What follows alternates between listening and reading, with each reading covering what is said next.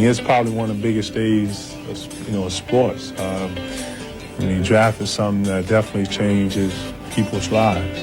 Best feeling that a basketball player could ever imagine at that point of his career is to have your name called in the NBA draft. When you walk up to that podium and you put your hat on, it's like, man, I'm here. The day of the draft, it was like a dream come true. Vancouver, nature's mystery in British Columbia, tonight holds the secrets to basketball's future.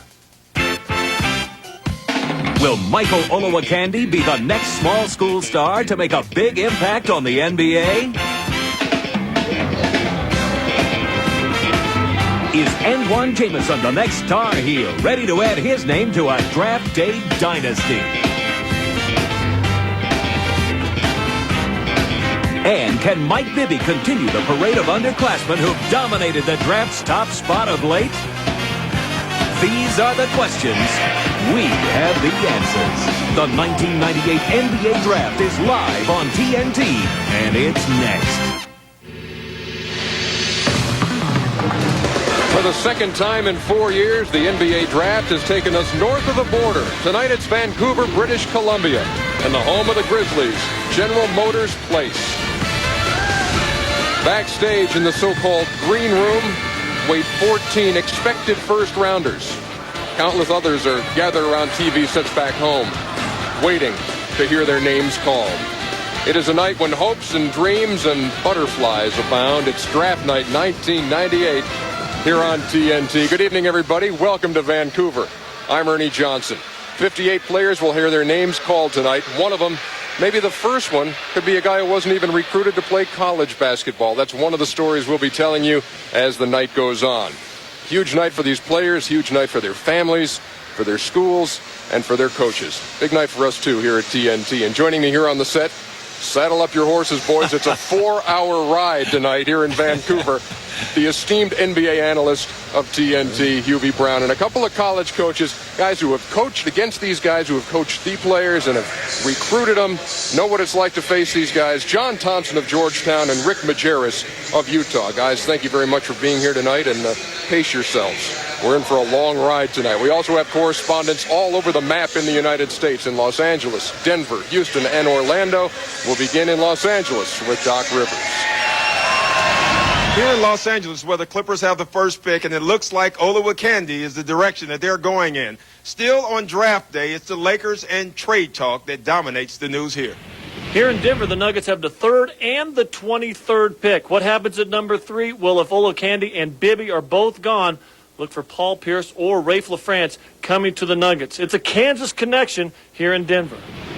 Here in Houston, the Rockets, for the first time in franchise history, have 3 first-round picks. With number 14, 16, and 18, they hope to fill their need for youth, a power forward, and a shooting guard. Here in Orlando, trade talks with the Lakers are off. However, the Magic with picks 12, 13, and 15 are still considering trading one of those picks. We'll keep up with all of that tonight. Now, let's go back to Vancouver. And I'm Peter Vesey.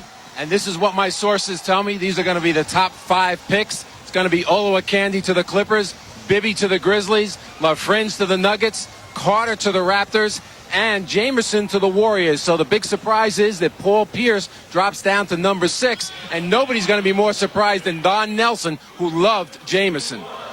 Back to Ernie.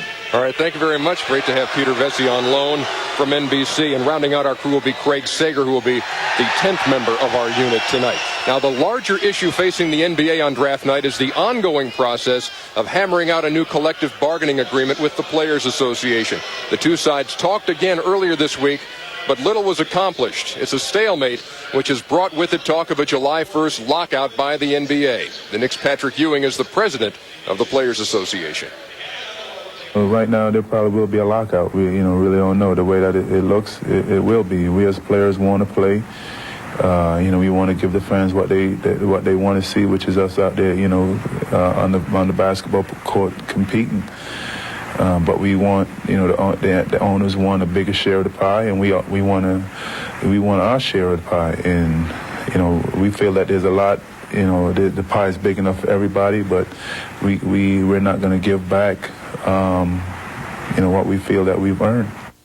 Patrick Ewing speaking at a book signing in Manhattan this week. Craig Sager is standing by with NBA Deputy Commissioner Russ Granick. Craig? Well, Russ, Patrick Ewing says they do not want to give anything back. Presumably they're talking about the Larry Bird exception that allows a team, no matter how much they want to pay one of their own free agents, to go over the salary cap. Why is that important to have that altered? Well, I can understand that Patrick doesn't want to make any changes because the agreement has worked very, very well for the players.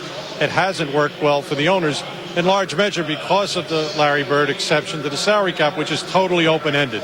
So that we've been in a system where the owners really have no knowledge in advance of how much they're going to have to pay in total salaries, and that's what we have to try and correct in the new deal. We're talking about a possible lockout on July 1st. You had a talk on Monday, but it broke off in less than an hour. Are you prepared to announce a lockout tonight? No, we have a conference call with all of the NBA owners on Monday afternoon, and we'll make an announcement after that point. But looking at it right now, I don't think that there's really much choice, absent some miracle. Between now and June 30th, I think we'll have to commence a lockout on July 1st. Not only are you Deputy Commissioner of the NBA, you're also President of USA Basketball. The Players Association says if there's a lockout, they will boycott the World Championships. No Dream Team going to Athens, Greece. What does this mean for USA Basketball? Well, it's really been very unfortunate for USA Basketball, and in fact, the team has already been replaced. They haven't named the players yet, but they've told the 12 NBA players that have been selected that they're no longer on the team. I don't know why the players chose to take this position. I think they must have some very serious misunderstandings about the relationship between USA Basketball and the NBA. And I think it's really unfortunate for the standing of NBA players in the international basketball community. It's likely to have some impact perhaps on participation in the Olympics down the road, and it's really unfortunate for the people who've organized the World Championship in Greece. Well, good luck. Let's go back to the bargaining table and turn those concession talks into compromise, and let's not deter from this night for these kids here. Let's go back to Ernie. Well said. Thank you very much, Craig Sager. So that word lockout again in the forefront here as we get ready for the 1998 NBA draft from Vancouver, British Columbia. Some weighty issues on the mind of Commissioner David Stern, but of immediate concern to him, the draft. And here is the commissioner.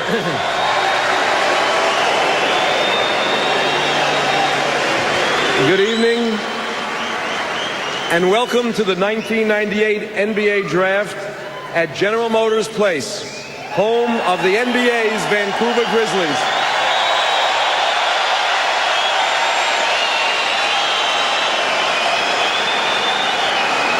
To our many, many fans gathered here today, thank you for your strong turnout and your very enthusiastic reception. To our fans watching on TNT and on Headline Sports here in Canada, thank you for joining us. Everyone knows the rules, so let's get started with this year's draft. The first pick in the 1998 NBA Draft will be made by the Los Angeles Clippers, who have 5 minutes to make their selection. 5 minutes between picks in the first round. We are underway here in Vancouver in the 1998 NBA Draft. For the game's biggest names, it all starts on this night.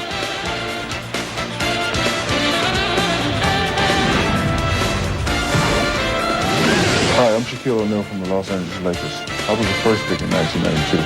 Who's going to be the first pick in 1998? Watch TNT and find out. I did a great deal of research on the automobile. I looked at the Honda Civic, Ford Probe. I always came back to Hyundai. Right now, an Elantra is just $9,499. Plus factory options like air conditioning, alloy wheels, and moonroof for just half price. I love the design of the Elantra. It's sleek, classy, car of the 90s. I got everything I wanted with this car. It impressed me completely. Take a test drive and experience it yourself. Get in the car and drive.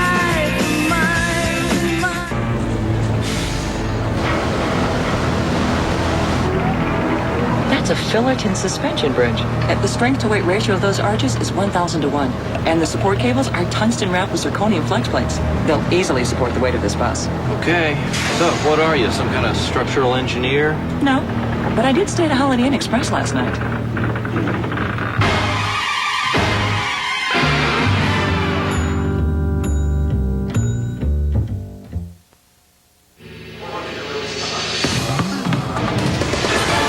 welcome you back to the NBA Draft. A good look at GM Place, the home of the Vancouver Grizzlies in the 1998 NBA Draft. Thanks for being with us tonight. Ernie Johnson back at you. Let's talk to our panel here as we get ready for this night. And you've been in a few war rooms, UB Brown. What's going on in there tonight? Well, I think you have to look at it this way. Some teams will fill a specific need. Others will pick the best available talent and not worry about duplication. Then you also have teams who will make a choice this evening on a prearranged trade with another club. Now, they might announce it tonight, or they might hold off and come at you at a later date. Because we have so many free agents, Ernie, that could possibly be signed by the beginning of next season, we also know then that the needs of teams can change. Guys, there's not a Tim Duncan out there, a guy who's going to change a franchise's fortune around immediately. But what's your take on the level of talent we're seeing here, John? Well, I think the level of talent is absolutely good. But in the same token, I think you've got to look for it in the future more so than you look for it presently. Years ago, you had a lot of guys who were much older being drafted. Those people came out of school, made an immediate impact. Some of these guys will make an immediate impact, but you better start looking further and further the younger the players get. Who jumps out at you tonight, Rick Majerus? Well, certainly the big five that Vesey alluded to earlier, but then Pierce going to 6 is quite amazing. I think this draft has a unique combination of skilled players like Bryce Duru, who can really shoot it, maybe a Hornacek or a Kerr on the come, and then, of course, you've got great athletes like Bonsai Wells. Those are two guys that people haven't mentioned a great deal. A lot of stories to be told here on draft night here in the NBA. The LA Clippers have the first pick. They are on the clock right now with 1:41 to go. Let's check in with Doc Rivers, who's in Los Angeles. Always a great thing when you win the lottery. You got the #1 pick. But it presents some problems, does it not, Doc? Yeah, they do have some decisions to make. They need a point. They need a 5. They have Ike Austin, and they don't know if they can sign him. That's why they're going to go with Olowokandi. I think they're going with Olowokandi not only because of Ike Austin and knowing that they can sign him. They just think that he has a great upside and he'll be a great basketball player someday. Things changed a lot out there. The talk for weeks and weeks was that Mike Bibby would be their #1 pick. What swayed them toward the big fella? I think they like his upside potential. They look at Bibby and they say he could be a solid point guard, maybe good. They don't know if he could be great. They think the upside of Olowokandi is that he could be a great center someday. It's a gamble because there's a downside to him also. And what would that be? If he doesn't pan out. And in inexperience, how much of a project is he? Exactly. Well, he is a project. He's only played the game for 2 years. But he's 7'1". You can't teach height. Worst case scenario, you have a guy who is 7'1" with a 7'8" wingspan and a guy who can run the floor. That's not a bad problem. Now let us see what the LA Clippers have decided to do as we go to Commissioner David Stern as the Clippers are ready with the first pick in the 98 draft.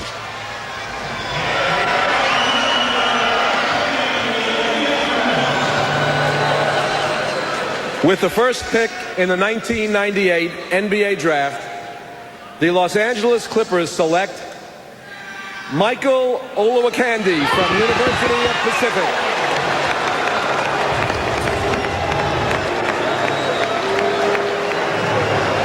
Michael Olowokandi, you talk about the inexperience factor, you talk about where this kid came out of nowhere. Here's his situation. The son of a Nigerian diplomat living in London, 7 feet tall, a great athlete, trying to decide, hey, I'd like to kind of tinker with this basketball thing.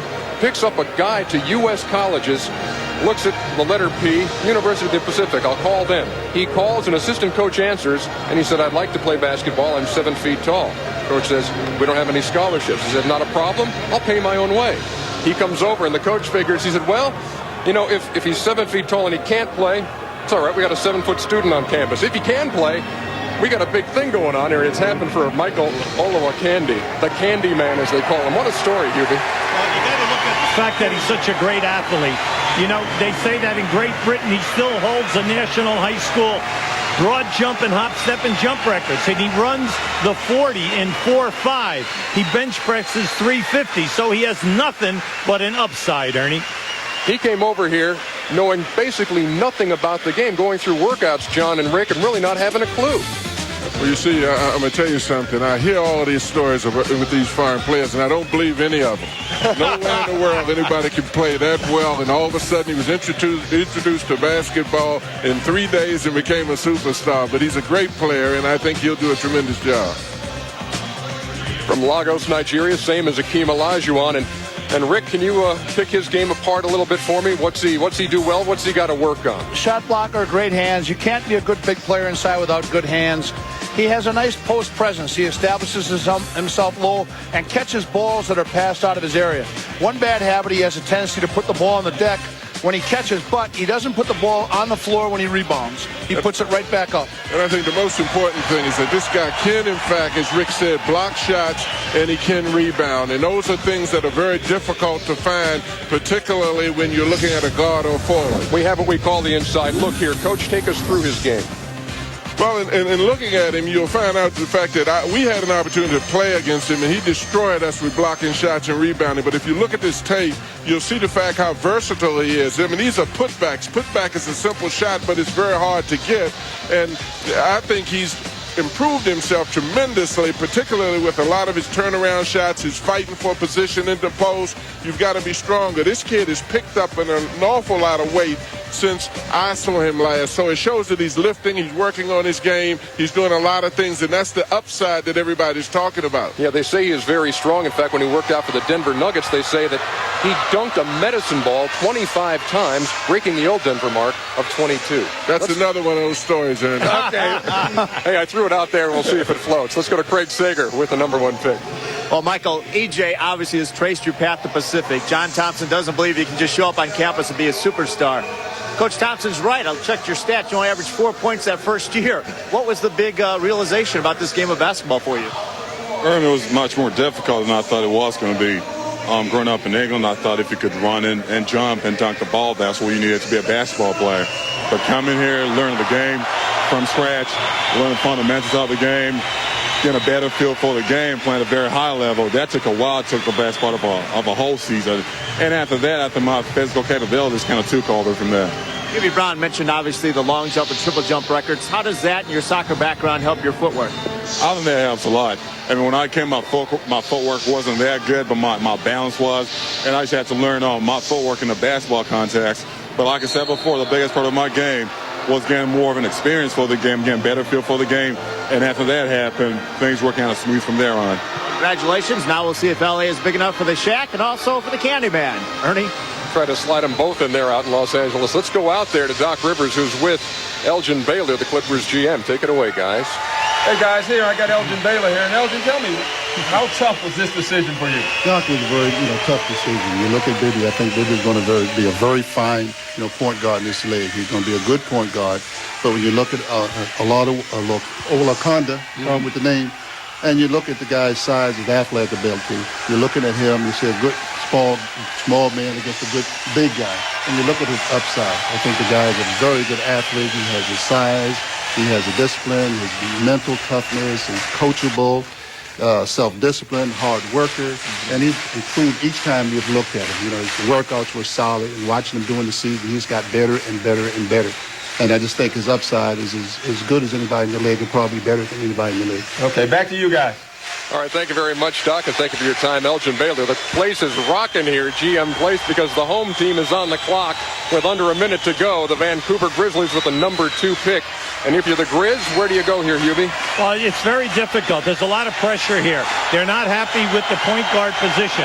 Last year, Antonio Daniels, the 4th pick in the draft, did not pan out. At the end of the year, they're playing Bobby Hurley and Lee Mayberry. Now, if you take Bibby, you have 4 point guards, Ernie. And what does that say, too, about the future, then, of Antonio Daniels? Well, then, that naturally they're going to have to move some people here. You look at the other side. Do you go for a Pierce or a Carter at the 2 position? Or do you try to fill a power forward spot? There's only one way to find out, and let's go to the podium and Commissioner David Stern with the Grizzlies pick.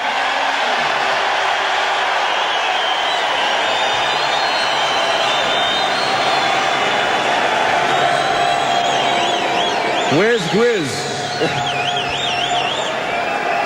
With the 2nd pick in the 1998 NBA draft, the Vancouver Grizzlies select Mike Bibby from the University of Arizona.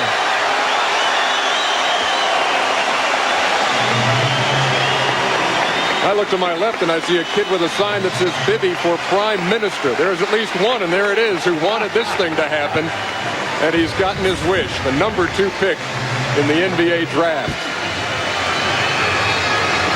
Your thoughts on Henry's son, Mike Bibby, and what he'll bring to the NBA? Well, the one thing that I think about when I look at Bibby, now you and Rick will agree to, you look at guards and you have to figure out what they are. When you look at Henry Bibby, you know doggone well he's a point guard. And I think that's the greatest thing about him is because he can handle the ball and shoot the ball. He can stretch the defense with his shot. He doesn't have blow-by speed. He's a touch slow and doesn't quite get it to the rim, but he can really extend you, and he's got great post presence relative to the feed. He can feed the post, and he can pass in transition, and he can draw and kick it just outside of the paint. Mike Bibby hearing the roars of the fans here at GM Place as he's the number 2 pick in the NBA draft by the Vancouver Grizzlies.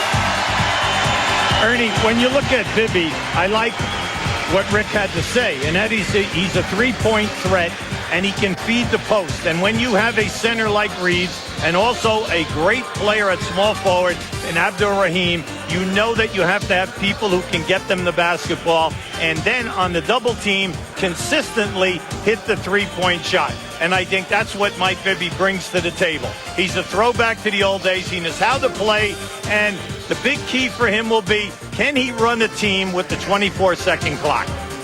He's the highest pick ever from Arizona. Previously, it was Sean Elliott, pick number 3 in 1989 by San Antonio. See, the son of Henry Bibby, the former NBA player. Their story has been well chronicled, a relationship that broke down years ago and has not been repaired. Mike Bibby is standing by with Greg Sager. Well, thank you very much, Ernie. First of all, I've never seen a pick, I don't think an arena that's as popular as this one. Everybody apparently here in Vancouver wanted you to come here. What about your reaction? You know, I'm happy to be a number 2 pick. You know, this has been a dream of mine for a long time, and I mean, I'm just relieved it's over now. It's finally drafted. I have your best friend and your mom here also. What about you? We always say that he always says things to make you laugh and keep you loose. What has this experience been like for you last night and today, and what did he say to you? Oh, I couldn't wait to get to this point. I'm glad we've reached, you know, the point where he has been drafted, and now he just goes on and does what he has to do. You've been exposed to the NBA experience before. What advice or what support do you give your son now? Just to keep working hard and keep focused on what he has to do to be successful. And I know he's going to do it. I know that. Well, your mom's always been there for you. Does she move with you to Vancouver? Oh, yeah, definitely she's coming. She's coming, definitely. All right, well, thank you very much. Congratulations. The 3rd pick coming up next. It belongs to Denver. We'll continue the draft from Vancouver, where Mike Bibby has just been the 2nd pick.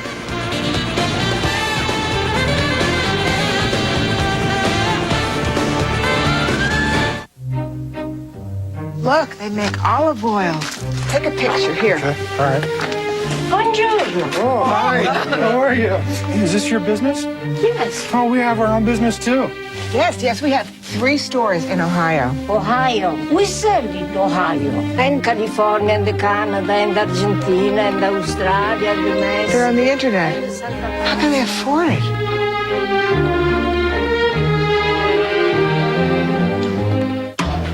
Grady & Son make the sweetest steaks around, the Gazette.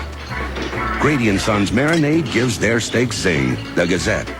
Grady & Son cherish the secret to their tangy marinade, the Gazette. Our secret is A1 sweet and tangy. Grady and daughter make the sweetest steaks around, the Gazette. The secret to great steak isn't just for great steakhouses anymore. A1, a marinade, a seasoning, a 136-year-old secret. The NBA Draft on TNT is brought to you by Hyundai, where driving is believing. Test drive one at your local Hyundai dealer today. By Holiday Inn Express. With our free breakfast bar, free local calls, and great rewards program, you can stay with us and stay smart. By IBM, solutions for a small planet. By Propecia, talk to your doctor today. And by Foot Locker, where it all begins.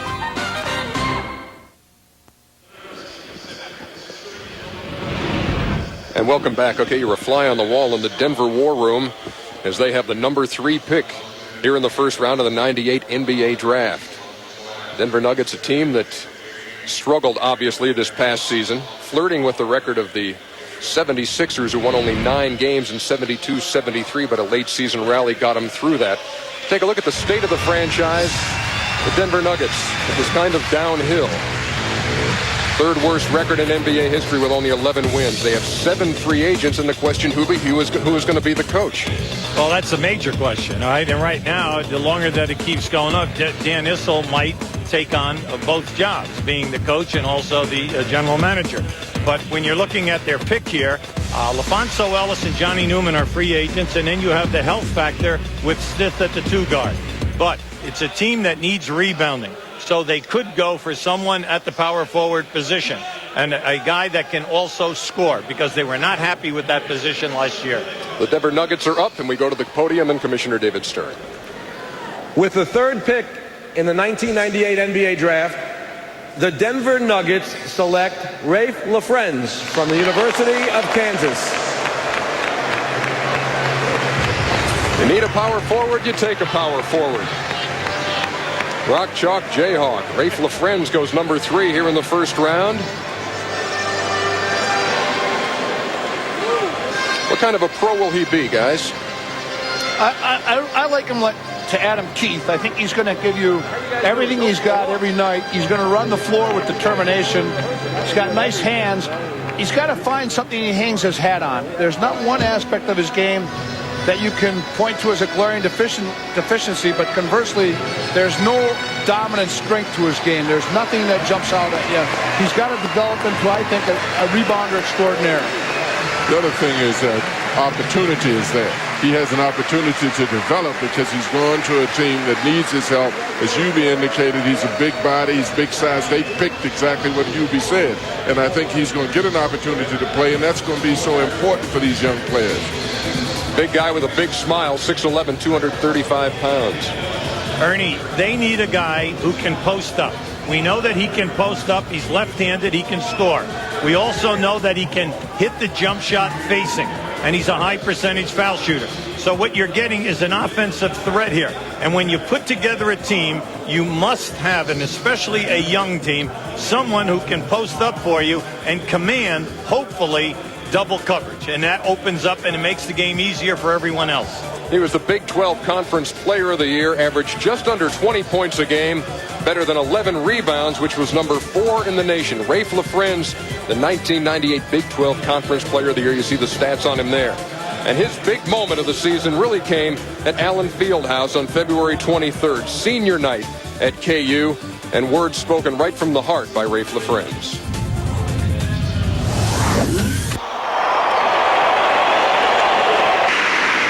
Coach Williams, I've thought, and I don't know what the appropriate words would be to express my feelings towards you. What you've done for me over the past 4 years, it means the world to me. And I just thank you. I thank you for allowing my dreams to come true. Mom and Dad, you mean the world to me. I love you from the bottom of my heart, and I hope I make you proud.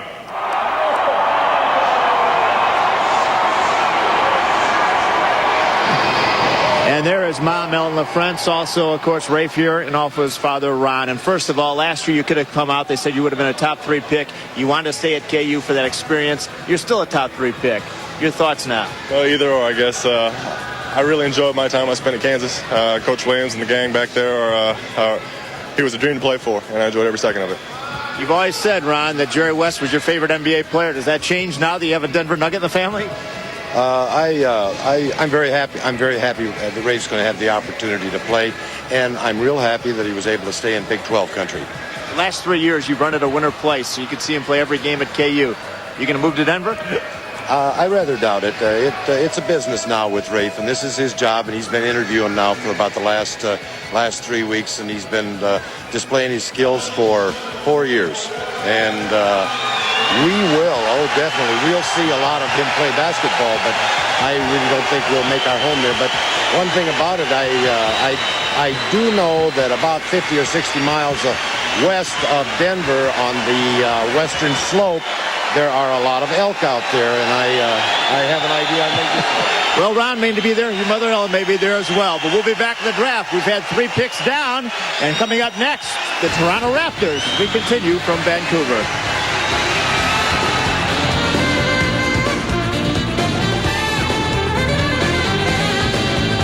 Are those my sneakers? Yeah, I borrowed them. And you're not wearing socks. You know I don't wear socks. What, dude? Don't do that. That was an ill kickflip, man.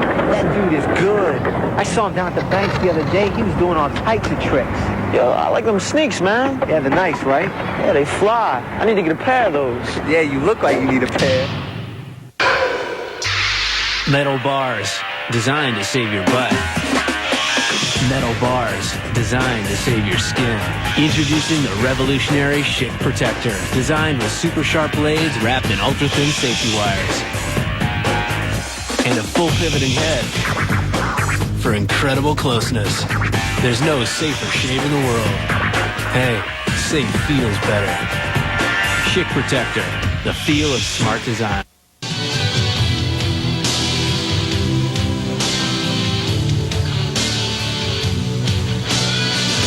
One of America's future sports stars just might be on TV this week. Don't miss the TCI High School Game of the Week every Monday and Wednesday at 7 p.m. on TCI Cable Channel 3, the Santa Cruz Channel. Brought to you in part by your friends at Cali Feed and Pet Supply. We're not a typical chain-style restaurant. We cater to families, senior citizens. We serve breakfast and lunch 24 hours a day. All of our omelets are made with fresh ingredients. Other places do Monte Cristos, but nobody does them better than we do. A lot of the service staff that we have been with us for a long time. They're really well acquainted with the local trade. We're located on Soquel Avenue and Capitola Road in Santa Cruz. Welcome back to Vancouver. The Toronto Raptors are up.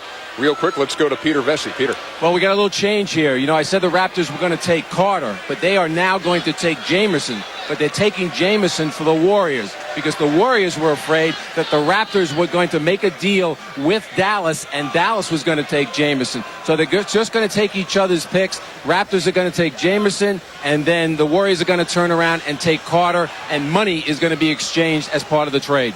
Back to you, Ernie. All right, Peter, and in Dallas, they're saying, whoa, Nelly. Here's another one that got away if this is exactly what is going to happen here. Let's see who takes the number 4 pick. It's Toronto, and see how long he remains a Raptor. Let us go to the commissioner. With the 4th pick in the 1998 NBA draft, the Toronto Raptors select Antoine Jameson from the University of North Carolina. And certainly nothing personal there when you heard a few boos ringing down. Remember, we are in Vancouver, and this was Toronto on the clock, and Antoine Jameson, the number 4 pick in the 1998 NBA draft. And there was some talk, guys, about him being a tweener and some doubts about where he was going to play, who's going to take him. What are your thoughts on the player of the year in college hoop? Well, I think sometimes we get too smart for our own good. I've never had that happen to me. I think that there's some players that we attempt to say can face the basket. He can. He's a forward. He's a guard, a center. This kid is a player with a big heart that's played in a great program who I think will eventually be a great pro. Outstanding rebounder. He rebounds his own shot better than anyone I've seen in the game in the last 10 years. He has a nice jump hook to his left shoulder. Really runs the floor. I mean, he was the best runner of the floor that I have seen the entire collegiate season. And I think he's going to develop a nice offensive game on the perimeter because he's such a hard worker. And he's a willing learner. I really feel that also he's a tough kid. He can play through a hit and get the three-pointer the old-fashioned way. He's going to go to the line.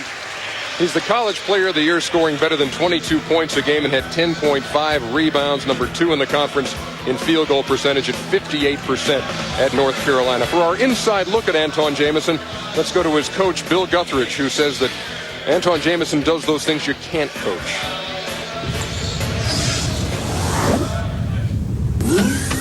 Antoine has that ability to get up a second time that is it's probably non-teachable. It's just an instinct that he has. His quick release of his shot around the basket is a natural instinct, and just his determination and his ability to be in the right place at the right time. He's, I think, going to be a very good pro. I think his quickness, his determination, his overall natural ability is a can't-miss pro. So Antawn Jamison, ACC Player of the Year, College Player of the Year, and you see the numbers he's up at 22 points and 10.5 rebounds a game. First AP All-American or first AP College Player of the Year for North Carolina since Michael Jordan, the only Heels to win that award. Your thoughts on his game and where he's going to fit in, Hubie? Oh, I like his game because I like his attitude, like John and Rick brought out. You know, you're talking about a great talent here. He can score, he can rebound, and he feels that he can play small forward. Now, when you look at Toronto, say he stays in Toronto, you have Wallace and McGrady at small forward. Now, at big forward, you have Camby and Thomas, and you have Kevin Willis and Sharon Wright at the center position. So let's just say they move him to Golden State. Now, Golden State has a problem because they have Clarence Witherspoon, Jason Caffey, and Jimmy Jackson, all free agents.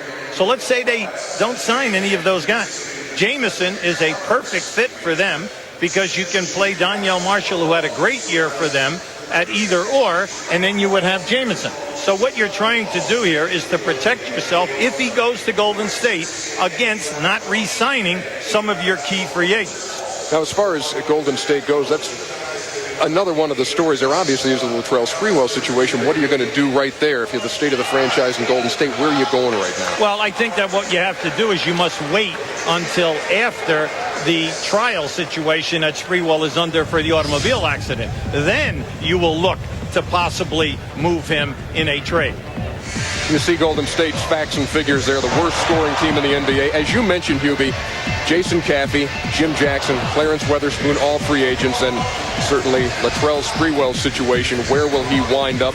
Where will they be able to deal him? What might they be able to get for him? Those are all burning questions in Golden State, a team that went 19-63 in the Pacific Division last year. They are on the clock with a shade under 2 minutes to go. The talk from Peter Vesey was that Vince Carter would be the pick here to be winding up in Toronto. How about Vince Carter, Antawn Jamison's teammate? I think Carter's the best athlete in the draft. I saw him work out Monday here with the Grizzlies. Incredible athletic ability. Any attribute you want to ascribe to any player in the NBA, this guy has, including now, he's not Jordan-esque, but he is like Jordan in bounce, hands. He can catch absolutely anything. He can make plays.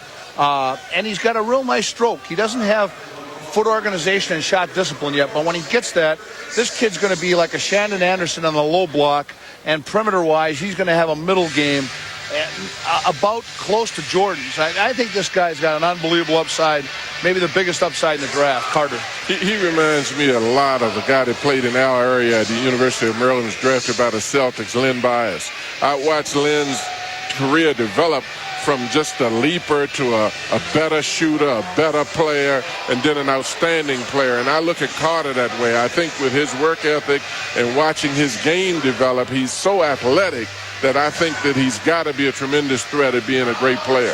Hubie, part of the drama of draft night is being in that war room and knowing what you're going to do and having the conviction to do it. Now, if you're Don Nelson right now and you kind of were drooling over Antawn Jamison, how you feeling now? Yeah, no, well, there's always disappointment, okay, Ernie? The main thing is that you are always picking two players because if that one's gone, you can go to the next. Let's go to Commissioner David Stern. With the 5th pick in the 1998 NBA draft, the Carolina has two players picked in the top 5 in the NBA draft. Antawn Jamison and Vince Carter going back-to-back here in round 1 with picks 4 and 5. First team All-ACC. Shade under 16 points a game, which was number 11 in the conference. Shot 59%. That was number 1 in the ACC. And when we talk about positions here, guys, again, where does he fit in? Is he a 2? Is he a 3? Doing in some of these workouts, he's opening up the NBA because he's making the NBA 3. No one discounts the fact that he can post up, and also he can take it off the dribble to the hole, and he's a great athlete. So you know there is going to be a position for him, whichever team he lands at. And I think one thing that's extremely important is that he's redefining his position because he's improving constantly, and that's the thing that reminds me of Len Bias. You saw him grow. You saw him become a better outside player. You saw his athleticism combined with skills. I think he's got a tremendous upside. Rick, he scored 21 against you guys in the NCAAs. Not to bring back bad memories or anything like that. Well, we beat him, so it was a good memory, but I'm going to tell you something. We fronted that guy time, we told our guys we had a finger touch rule. We said keep a body on him and absolutely never leave him, because he is a threat to go to the offensive board at every opportunity. This guy, if you cut him off in the paint, he can spin off that dribble and complete the play better than anyone in the collegiate game last season. I think one nice thing about this draft so far, here's a characteristic of every player drafted. Each player drafted to date is almost unselfish to a fault. But friends, this kid, Jamison, Bibby, I think that speaks very well for the caliber of play coming in the league. Oh, they will change. When they go out hunting. Vince Carter, the pick. Now let's go down to Craig Sagan. Well, it's the sixth time the two Tar Heels have been taken in the first round. Antoine Jamison, Vince Carter. The first time I think you've been separated. I saw you guys shopping together at the pre-draft camp, doing the fan jam together. Tell me about this guy's game. He's going to be a tremendous player in the NBA. He's going to be one of those guys whose name is going to be in the NBA for a long time. And, you know, I was very proud and very fortunate to have him on my team for 3 years. And it's going to be hard getting used to playing against him now. So, you know, we're going to continue to be friends throughout our NBA career and beyond that. Well, Vince, obviously, he was the College Player of the Year, but you both have great futures. What can you tell me about Antoine's game? Well, he's always a pleasure to play with, and he makes you better. He plays hard, and when you see him play hard, it makes you want to play hard. And he's really going to do a great job in the NBA, and I know that, and he's going to be a surprise to everyone. You've been smiling all week, but just a second ago, you're sitting there with a stone face. Peter Vesey announced you may be traded. Is it suddenly an unsettling and an anxiety moment for you? I've been waiting a long time for this moment. It still is uncertain. So, you know, I'm ready to know for sure exactly where I'm going to be at. And, you know, just to hear my name called was something special. I've been waiting for that moment a long time. But like I said, it's still a lot of uncertainty where I'm going to be at. And I'm just ready for sure to know exactly where I'm going to be at. Congratulations to both of you. Let's go back to Ernie Johnson. All right, Craig, Carolina teammates drafted 4 and 5 here in the first round. Up next, the Dallas Mavericks. And we'll be back to Vancouver with more of the NBA draft right after this.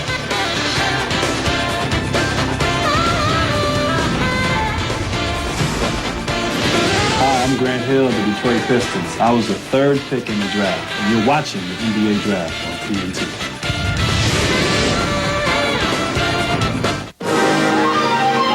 Recently, Miller Lite noticed ordering from the old label took too long. Light beer from Miller. So they changed the label to read Miller Lite. This saves time. Now, the more you order, the more extra time you'll have for other things. This couple decided to check and see what's behind the refrigerator. What will you do with your extra Miller time? One day, science will create a pill for men's hair loss. That day is today. Introducing Propecia, the first pill for men with certain types of hair loss. In clinical studies, the vast majority of men, 83%, maintained their hair count, and most, 66%, regrew some hair. You may need to take it daily for 3 months or more to see results. Propecia is for men only. A small number of men experience certain sexual side effects. Each occurred in less than 2% of men. Women who are or may potentially be pregnant must not use it or handle broken tablets because of the risk of a specific kind of birth defect. Talk to your doctor or pharmacist and read the consumer information they can provide. It may look like just another pill, but for men who want to treat hair loss, it's a beautiful thing to behold. Propecia, helping make hair loss history. There's nothing like the feeling of a new car.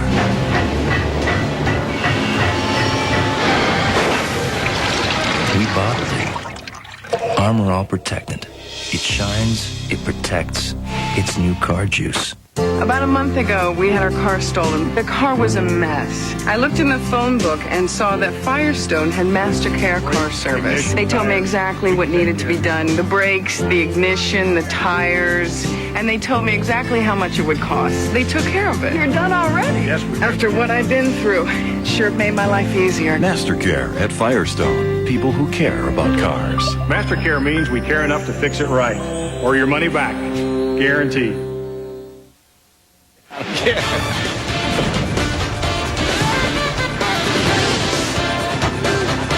We welcome you back to Vancouver. Round 1.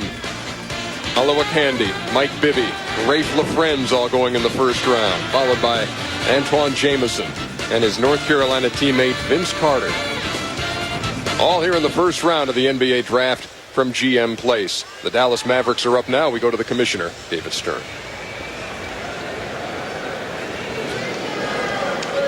I'd like to announce a trade Toronto has traded the rights to Antoine Jameson to Golden State for the rights to Vince Carter plus cash consideration.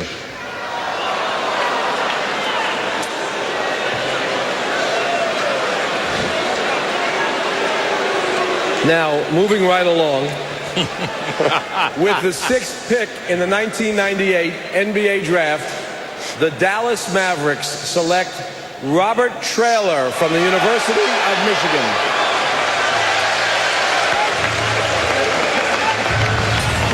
Well, we'll talk about the trade in just a couple of minutes, but this moment belongs to Robert Tractor Traylor. Taken number 6 here in the first round by the Dallas Mavericks, a guy who at times has really tipped the scales, but to his credit has really worked to get himself into playable shape. Well, he has been an eye-opening surprise around the NBA league tryouts. Everyone is talking about the soft hands. He's in the best shape that he's ever been in. He's down to 280 pounds from over 300. He is a guy who can rebound. He can also score.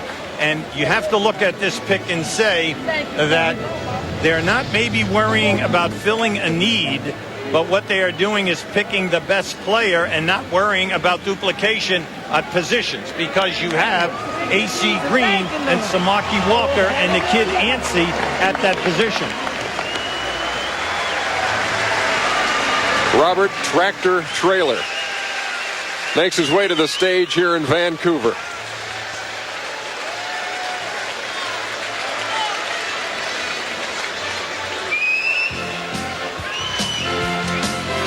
As Hubie noted, down to about 288 pounds at 6 foot 7 inches. A Michigan Wolverine center forward. This is a lot of man right here, John Thompson. Well, and I think he was, as Hubie indicated, smart enough not to have eaten himself out of the game.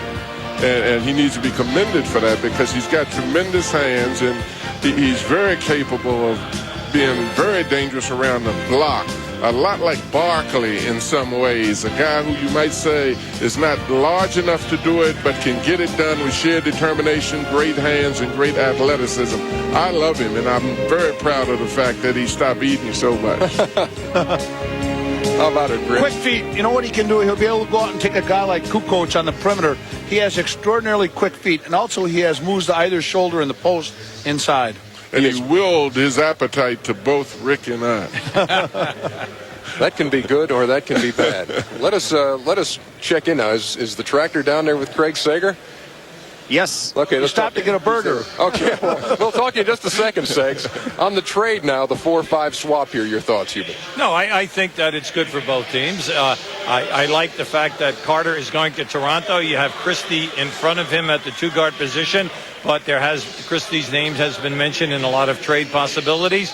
His talent is great. I think the Jameson factor for Golden State is excellent. They need that type of a worker and that type of a guy who can get the job done in the front court, not only offensively but board-wise and then from a defensive area. So I think it's a great trade for both teams. Ceremonial swapping of the hats going on down there between Antoine Jameson and Vince Carter. And now we can go to the tractor with Craig Sager. Well, thank you, Ernie. First of all, everybody's talking about the great work ethic, how you've dropped the weight and how great a shape you are and the eye-stopping workouts. Why didn't you get into this shape during college? Well, in college you look around and you say it's only a 30-game season, whereas playing in the NBA, it's 82 games, 90 include exhibition. I think just want to be a great player on the next level. I put in the dedication and hard work that it took. And the first hug went to your grandmother, who's always there, Jessie Mae Carter. You look marvelous, first of all. I mean, the whole family looked great there. What kind of shopping spree did you go on? Where'd you go? You guys look great. Well, my grandson said, Mom, go shopping for some new clothes. And I went out on 9 Mile. I just thank God. I just thank you, Jesus. I thank you, Jesus, first in my life, because he been a good boy. And he said, Mama got to sacrifice and lose some weight because I want to go to the next level. And I just thank God. That's who the head of my life and his life. Because it wasn't for Jesus, I don't know what would I prayed every night for this day to come. Well, I'll tell you what, you deserve it. I'll say right now that maybe the tractor trailer's appetite for the NBA is greater than its appetite for your peach cobbler. Let's go back to Ernie.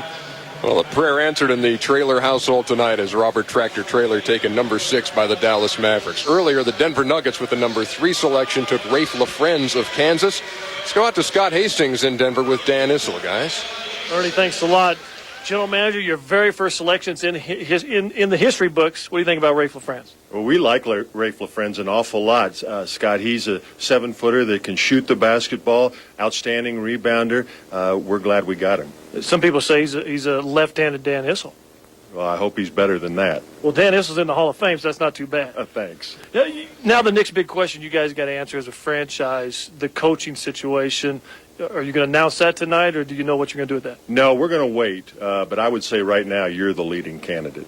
Well, I thought so, and as Ernie knows and as Hubie knows back there, that I will make myself available for that job. Dan, thanks a lot. Ernie, back to you. Scott, as if things hadn't gotten bad enough at that point. Atta-way, baby. Sacramento Kings are up next with under a minute to go before their selection here is number 7 in the first round. The Sacramento Kings, where do you go, Hubie? Well, this is tough because they must re-sign Corliss Williamson, who had a great year at small forward. Stewart, the unexpected, non-drafted player, stepped in as a backup center. Had a great year for them at the University of California. He's a free agent. And also Billy Owens. Now, they can come in the backcourt because they can go with a 2-guard or a point guard. Definitely needing backcourt help if they sign all the guys up front. Sacramento's up, and we go to the commissioner, David Stern. With the 7th pick in the 1998 NBA draft, the Sacramento Kings select Jason Williams from the University of Florida.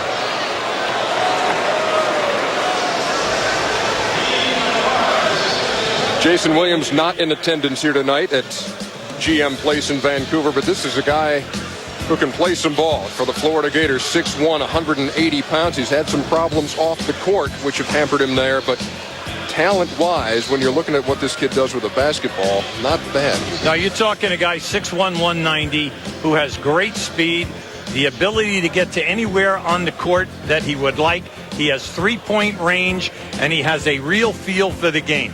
He can distribute in either transition or the half-court game. In his tryouts around the league, he has been eye-opening, and Sacramento was one of the stops.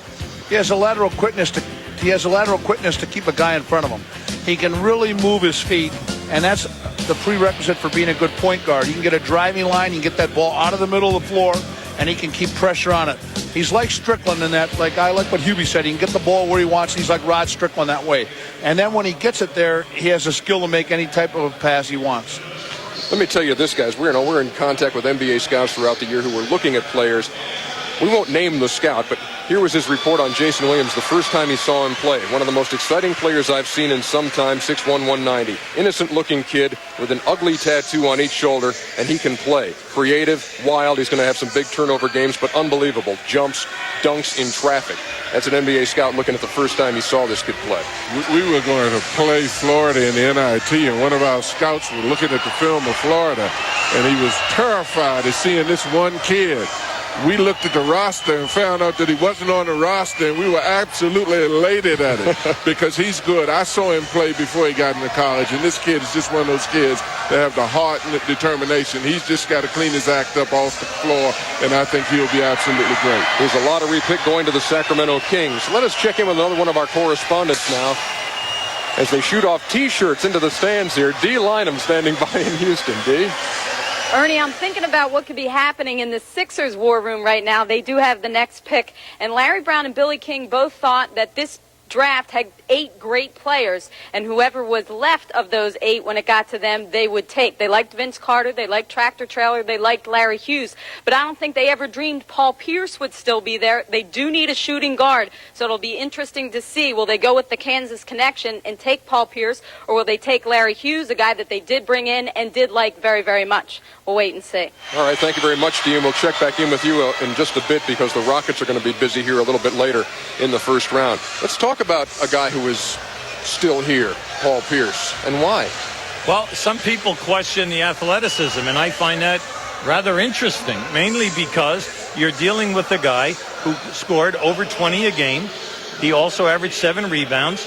He shoots 50% or better, and he shoots 36 to 37 in threes, and he's a great guy who gets to the foul line.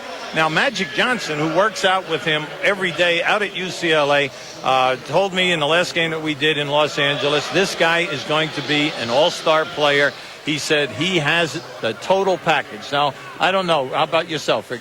Great feel for the game, and you can't coach feel for the game. And that's the bottom line. He can get his shot down.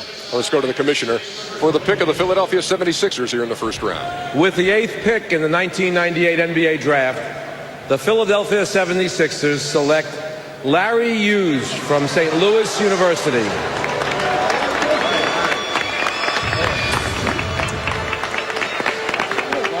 So Larry Hughes, all of 19 years old, won't be 20 until January.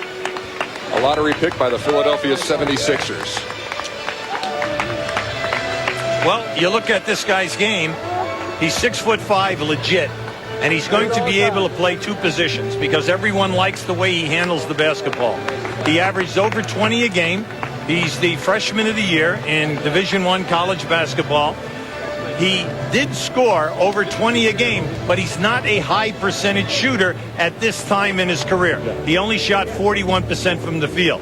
But everyone is saying he can get to the point and get the shot off. And at the NBA, that's critical. Can you get the shot off with the clock going down? They say in the future, the shot will come. Here you got to look at Justin Hughes, who is Larry's brother. Justin, at a very young age, having to undergo a heart transplant. Able to be here tonight at the draft to see his big brother selected as a lottery pick by the Philadelphia 76ers. One of the reasons that, in fact, the reason that Larry Hughes stayed close to home, played at St. Louis to be near his brother Justin. And he enjoys the walk now to meet the commissioner as a first-round selection here in Vancouver. Talk to John Thompson now and Rick Majerus, and you only saw this guy for 1 year in college as a freshman. What are your thoughts? 1 year was enough. I think he's absolutely one of the best players in the draft when you start to talk about versatility. He reminds me of a smaller version of Penny Hardaway. He's one of those kind of people when you talk about the perimeter positions that you ask him, which position do you want to play? Because he has that kind of capability. How will he blend with your old point guard, Allen Iverson? Hear nothing, see nothing, and know nothing. I think they'll be great. I think they'll be great together because Allen appreciates ability, and this kid definitely does have ability. Allen is demanding, and I think Larry is very demanding on himself. And I think Larry Brown has a steal in this kid because I thought he was going earlier than this. Led the conference in scoring with 21, the Conference USA Freshman of the Year. And on the personal side, as we have told you, the story of Larry and Justin Hughes. Justin, his little brother, 7 years younger, undergoing a heart transplant about 1.5 years ago, and able to be here tonight with Larry as he is drafted. He's in that hat, too. Let's go now to Craig Sager. Well, a little bit of adjustment here for Justin. First, let's talk to Larry. You always vowed not to forget where you've been or the struggles your family has been through. What does this moment mean for you and your entire family? This is a dream come true. For me to be able to take care of my family, for them to be there with me at all times, it's great for me. Justin, you went through a very critical operation. The night of the operation, you told your brother to go play his basketball game. Why?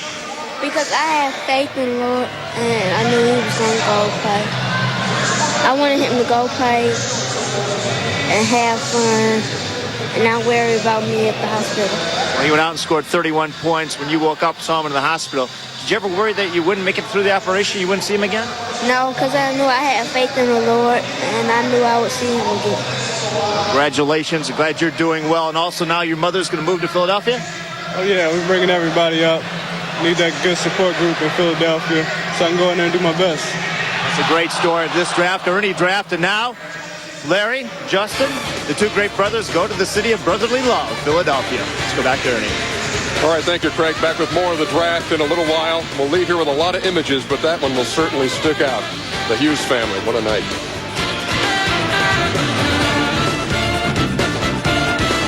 See Tom Selleck in a TNT original motion picture. An undercover operation meant to separate the honest from the dishonest. Trapped in a world of lies. You need a snitch. I'm not your guy.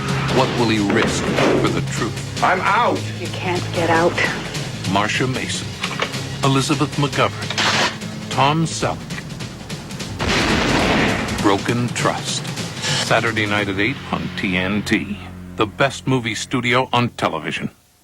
In the Northwest, it rains 200 days a year. In the Sun Belt, the sun never stops. In the Heartland, weather is extreme. Your home has its own climate, and now it has its own paint. New Dutch Boy Climate Guard. 5 different exterior paints formulated to withstand the specific weather conditions in the 5 different regions of the country, guaranteed for 20 years. So wherever your home is, give it the special protection it needs. Give it the lasting look of new Dutch Boy Climate Guard paints. Grady & Son make the sweetest steaks around, the Gazette. Grady & Son's marinade gives their steaks zing, the Gazette. Grady & Son cherish the secret to their tangy marinade, the Gazette. Our secret is A1 sweet and tangy. Grady and daughter make the sweetest steaks around, the Gazette. The secret to great steak isn't just for great steakhouses anymore. A1, a marinade, a seasoning, a 136-year-old secret. Once upon a time, there was a printer that thought it was a copier. It was fast, 32 pages a minute. This printer collated, sorted, and stapled like a copier. Even had a name worthy of a copier. And starting at just $2,900, it made all the other printers very, very sad.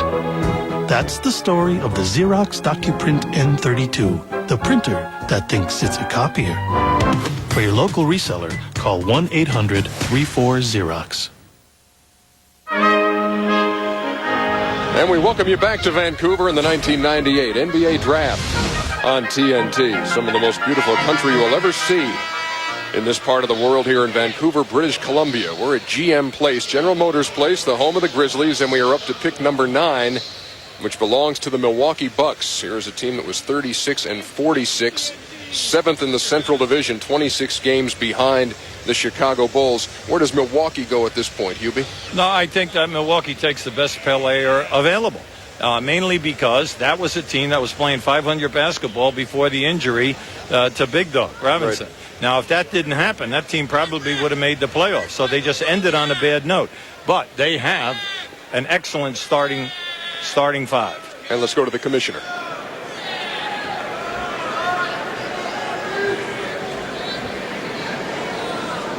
With the 9th pick in the 1998 NBA Draft, the Milwaukee Bucks select Dirk Nowitzki from Würzburg, Germany.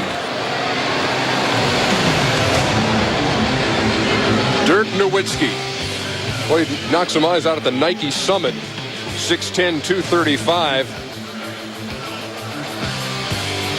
Poor. She said that Schrimpf is a Volkswagen compared to him. Now, I don't know if that's true, but I'll tell you what. He has a great feel for the game in terms of his passing skills, and he's able to make any one of 3 great variety of passes that point guards can make. So you could run some point forward with him. And the personal side now of Dirk Nowitzki, he's from Würzburg, Germany, in Bavaria.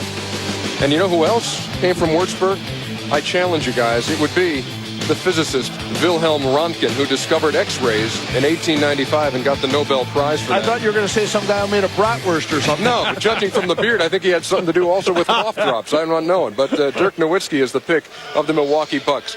The influence of the foreign players, the international players, had a tremendous impact in the NBA over the years, and you see the numbers climbing. Well, you had 5, then 2, 2, 3, and 6 in 1997. Dirk Nowitzki is picked now. Let's get Doc Rivers' take on all this. I know as a member of the Atlanta Hawks, back when you guys used to go to you went to the former Soviet Union, and there was some talk there about as the game was going global. It's been going on for a while now, Doc. Yeah, it really has, and I find it very interesting. You think 20 years back, minorities, the only way that they could make it out of, let's say, the ghettos was to play pro sports, not only basketball, baseball, and football. And now I think that same thing is happening over in the European countries.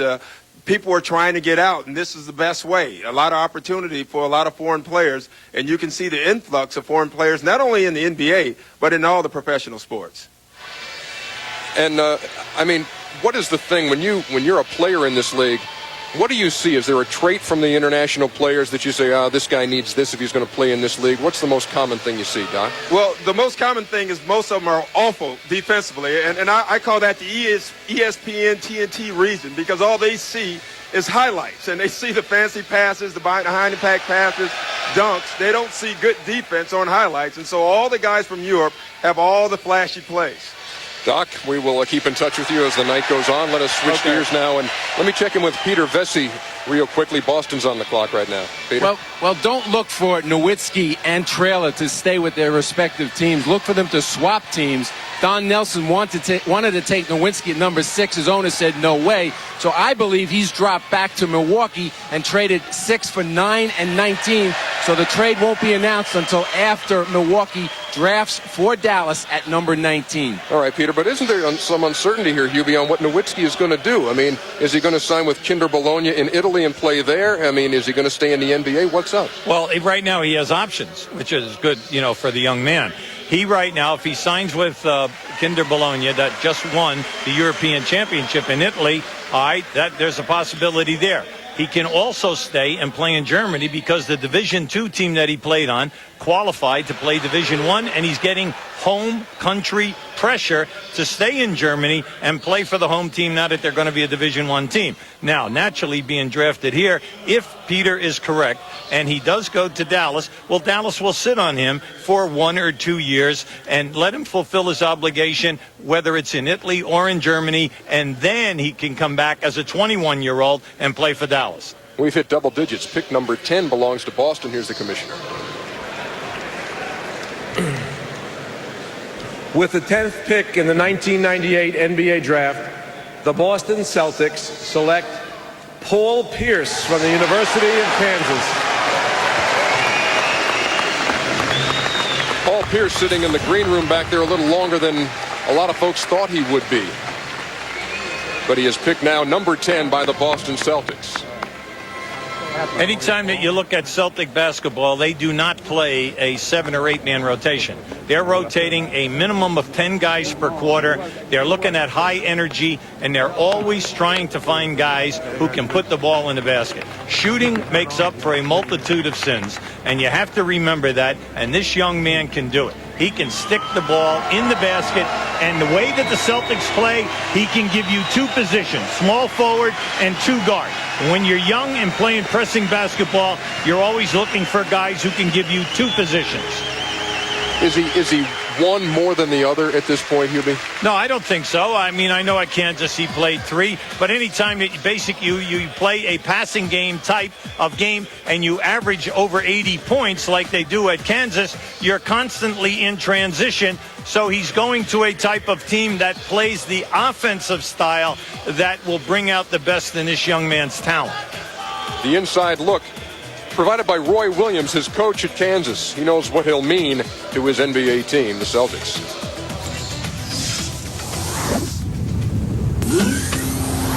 Well, there's the thing, a lot of arenas that hang from the middle of the court. It's called a scoreboard, and Paul Pierce can score.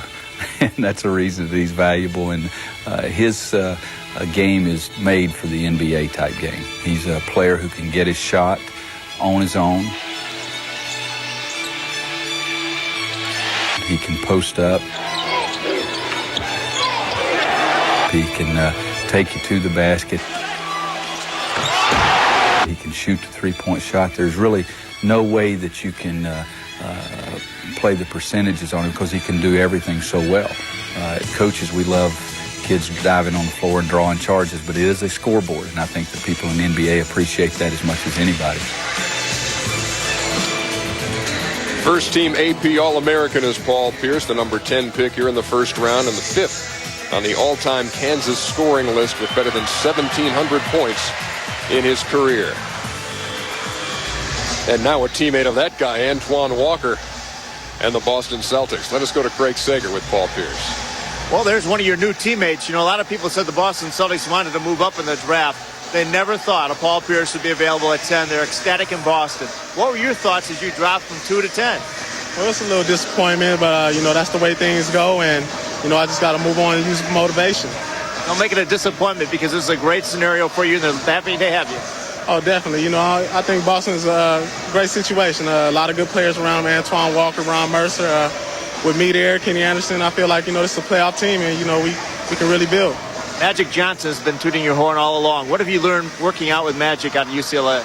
You know, you learn so much from one of the greatest players of all time. You know, he's out there playing with us, showing us little things, you know, to help us along the way. And, you know, I'm using him as a tool right now just to help me get better. The Leprechaun is smiling. Paul Pierce goes to number 10. Let's go back to Ernie Johnson. All right, thank you very much, Craig. Up next, the Detroit Pistons. Let us check in with Scott Hastings with a look at that pick. He's in Denver right now. I don't think you've taken the head coaching post out there yet since the last time we saw you, but what's up with the Pistons, you reckon? I don't think Alvin Gentry would like this since he just got the job. I tell you what, Rick Majerus mentioned a guy a while ago, and I talked with Alvin Gentry earlier today. A guy they really liked is a guy named Bonzi Wells. This guy's a big guy. He's a two-guard. He's a great defender, ready to come in there and play. Now, the reason they like Wells is because of Joe Dumars. It's going to be Dumars' last season in the NBA, and they say, what a great teacher for this young kid to get at least 1 year of opportunity to play under, and that's what I think they'll do is take Bonzi Wells. Also, when Paul Pierce talked to a couple league sources, the reason his stock dropped down in all the testing when he tried out for the teams was really out of shape, and in fact, one source said he was soft. Ernie, back to you.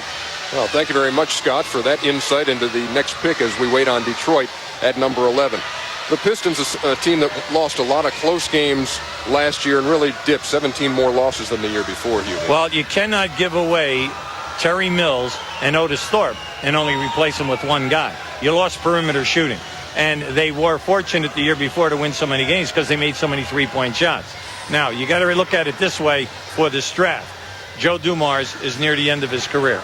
All right, Jerry Stackhouse, key. And so Malik Sealy, two key free agents. You can let them go if you come with a backcourt player. Here's the commissioner with the Pistons pick. With the 11th pick in the 1998 NBA draft, the Detroit Pistons select Bonzi Wells from Ball State University. Bonzi Wells, the Mid-American Conference Player of the Year with nearly 23 points a game. He was number 8 in the nation. Also led the country in steals with better than 3 a game. What's not to like when you have this guy? Not only steals, but deflections as well. This guy has active hands. And I'll tell you what, if you watch the Chicago Bulls, they're world champs and best defenders because they play not only with their feet, but with their hands. This guy's got lift and bounce. He's going to be extraordinary in the open floor because he's going to be able to take it in transition and make plays to the hoop as well as passes. His shooting is a bit of a question, but he's going to be the kind of guy who gets to the rim and gets to the foul line. He's going to find a lot of foul shots available to him. He's going to have a post-up presence, a lot like Brian Russell with the Jazz. And I think this guy is going to be a steal here in terms of his athletic ability. We're looking at his father there. I think he's got a great body size for the game, too. I think his strength and his ability to do things off of the dribble, I think will help an awful lot. 6'4", 213, and Bonzi Wells goes to the Detroit Pistons. Went to Ball State where Rick Majerus spent some time, and not for that reason, but we'll give you the inside look here at his game, Rick. Well, he's got uncharacteristic first step quicks. I mean, he's got very explosive off the first step, but here you see his deflections and his steal. Great hands. He's anticipatory to the steal. He really understands defensive presence. Body control right there. Shields the ball. He's going to get on the foul line, as I said earlier, as much as any rookie coming into the league. You know, the Mid-American Conference Player of the Year, obviously, but also the steal leader in the country. I really enjoy watching his athleticism, but the fact that he takes it to the defensive end of the court. Bonzi Wells, good to see him awake. I flew in from Chicago with him, and he was all bundled up with pillows and blankets and never woke up the entire flight. But he's happy today, and he's with Craig Sig. Well, thank you very much, Ernie. First of all, Rick Majerus said this is a steal for the Pistons. What were your thoughts? Did you want to go to Detroit? Definitely. I wanted to stay close to home, and I went to visit Detroit. I had a good workout there, and it's just a great place. I got a couple of friends up there, and hopefully I can have fun and make the best out of it. A couple friends up there. You got a lot in the green room back here, and they've been rooting for the Pistons. Your homeboys are very happy, aren't they? Oh, definitely. I mean, this is our dream come true. This is everybody's dream come true. I mean, guys coming from Muncie, you never realize that you can have a chance to make it to the NBA, and I showed them wrong. Congratulations. Enjoy your time in Detroit. Coming up next on the draft, the Orlando Magic. They have 3 of the next 4 picks. So we'll hear from Orlando as we continue our draft from Vancouver.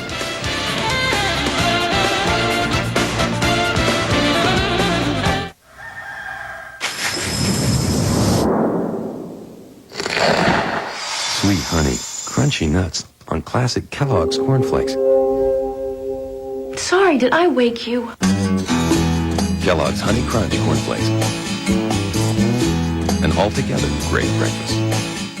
You'll celebrate too when you get Kellogg's NBA Part of the Game hats, balls, and jerseys. Look for details on specially marked packages. Metal bars, designed to save your butt. Metal bars, designed to save your skin. Introducing the revolutionary Schick Protector, designed with super sharp blades wrapped in ultra-thin safety wires. And a full pivoting head for incredible closeness. There's no safer shave in the world. Hey, safe feels better. Schick Protector, the feel of smart design.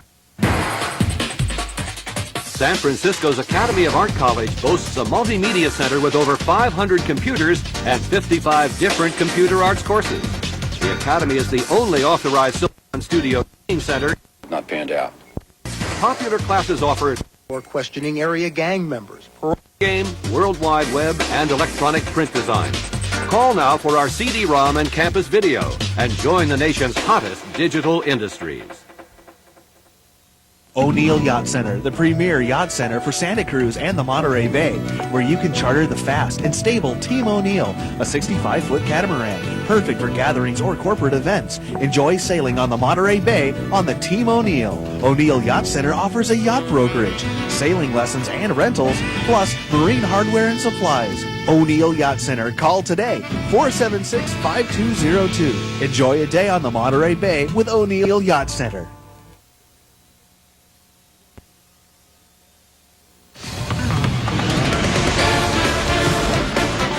We're back in Vancouver, British Columbia. Draft night, a long-awaited night for players whose names are called. Larry Hughes, brother Justin. What a moment. We welcome you back as we move to a magical section of the NBA draft.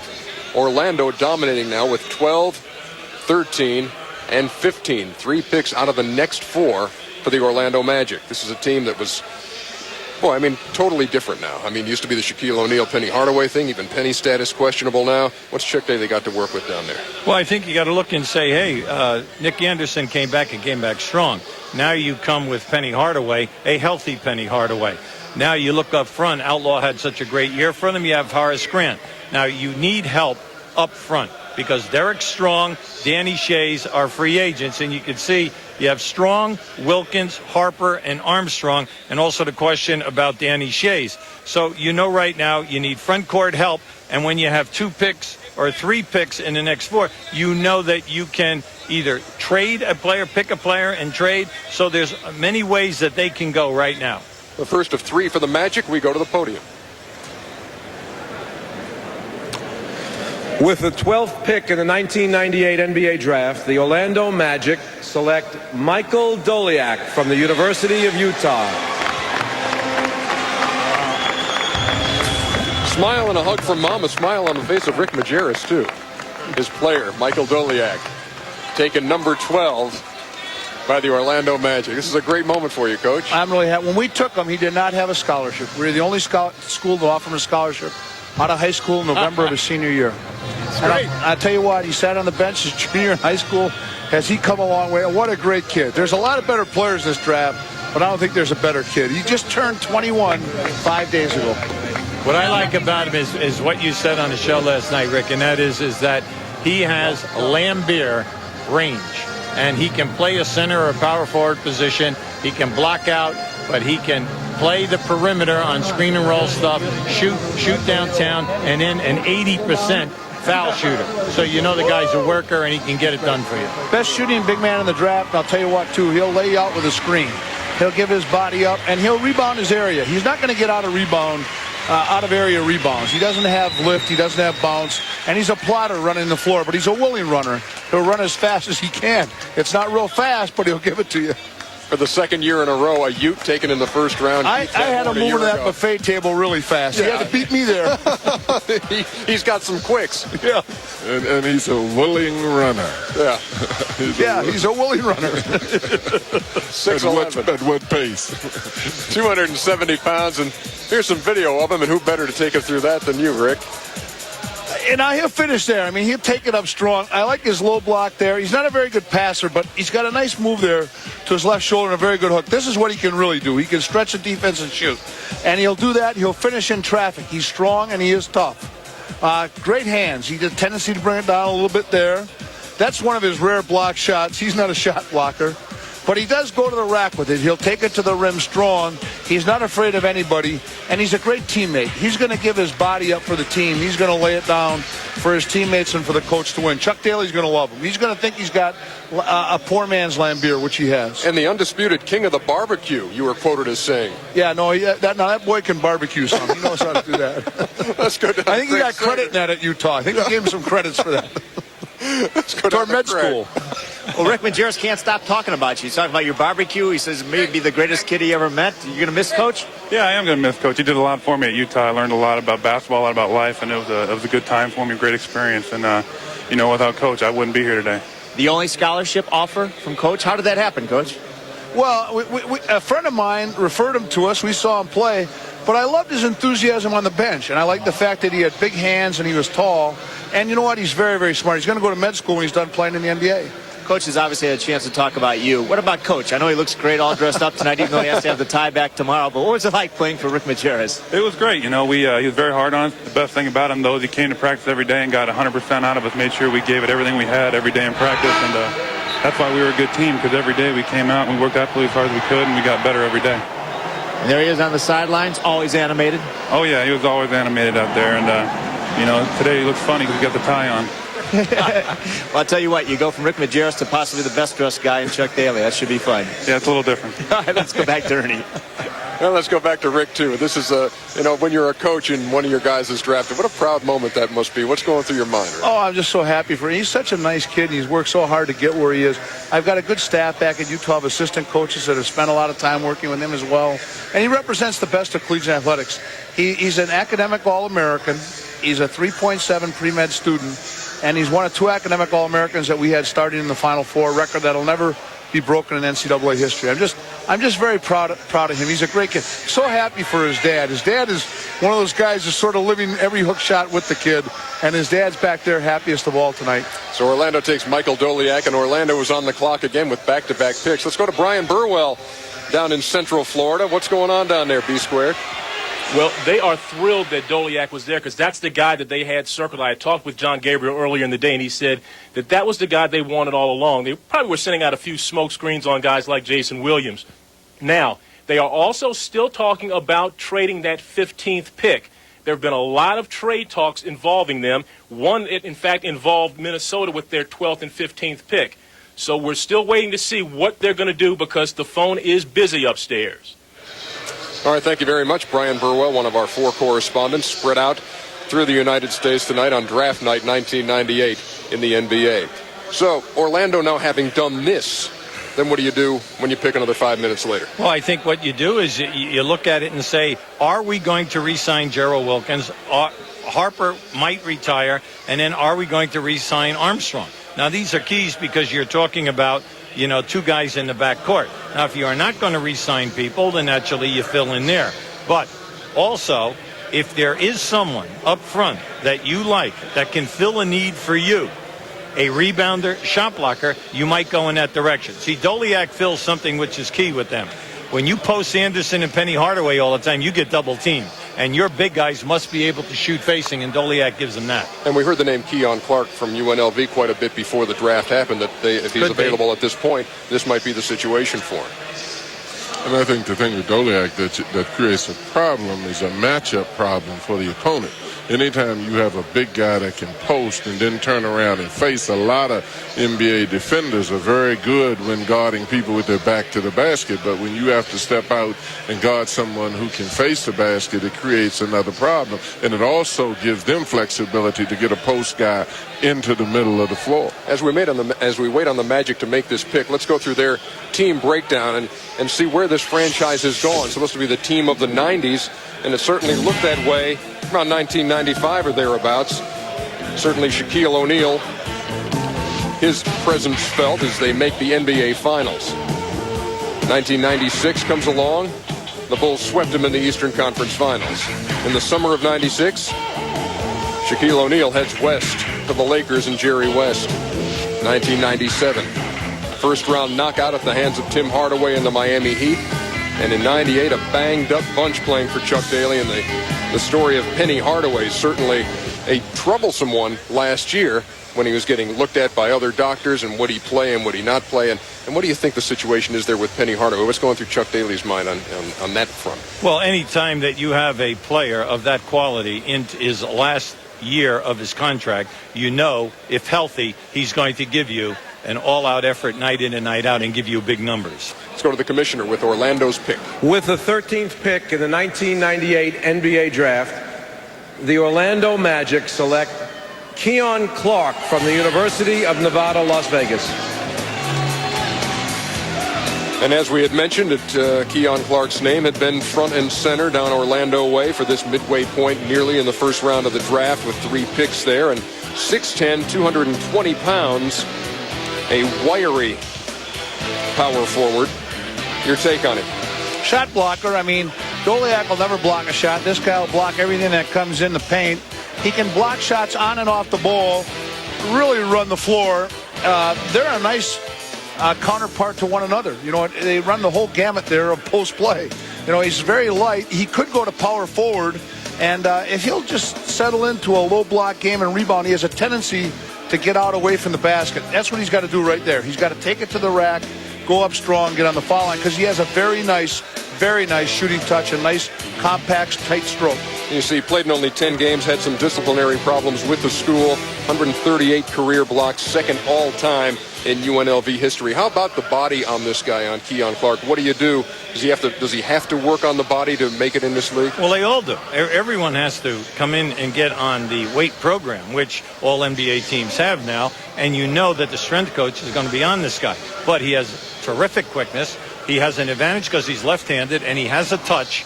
You know that he's a good shot blocker, and he can rebound. And if you notice, he can really change ends. So what they have done here is they've added 2 quality front court talents in these picks. Doliak and Clark going to Orlando. They have one more coming up here in the first round.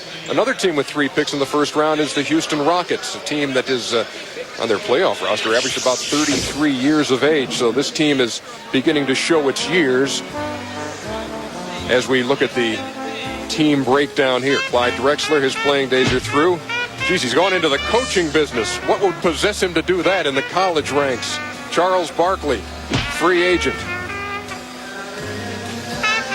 Kevin Willis, no longer a Rocket. He has been traded to the Toronto Raptors. 2-guard Mario Elie, free agent. Needless to say, the Houston bench will have a decidedly different look next year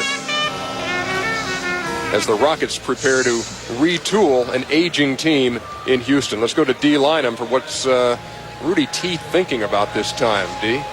Oh, there's a whole lot of thinking going on here, Ernie. You know, they have 3 of the next 5 picks, but what's interesting, when they take this 14th pick, Orlando comes back again. So they obviously need a 2-guard. As we saw, Clyde Drexler is retired. Do they go with a Corey Benjamin, a Michael Dickerson here, or one of the high school kids? All 3 of the high school kids have come in and worked out here, so you're kind of hedging a little, wanting to take who you need, but also thinking, what is Orlando going to do in between your next pick at 16? So I'm saying Corey Benjamin, Michael Dickerson, or maybe a Rashard Lewis coming up here at 14.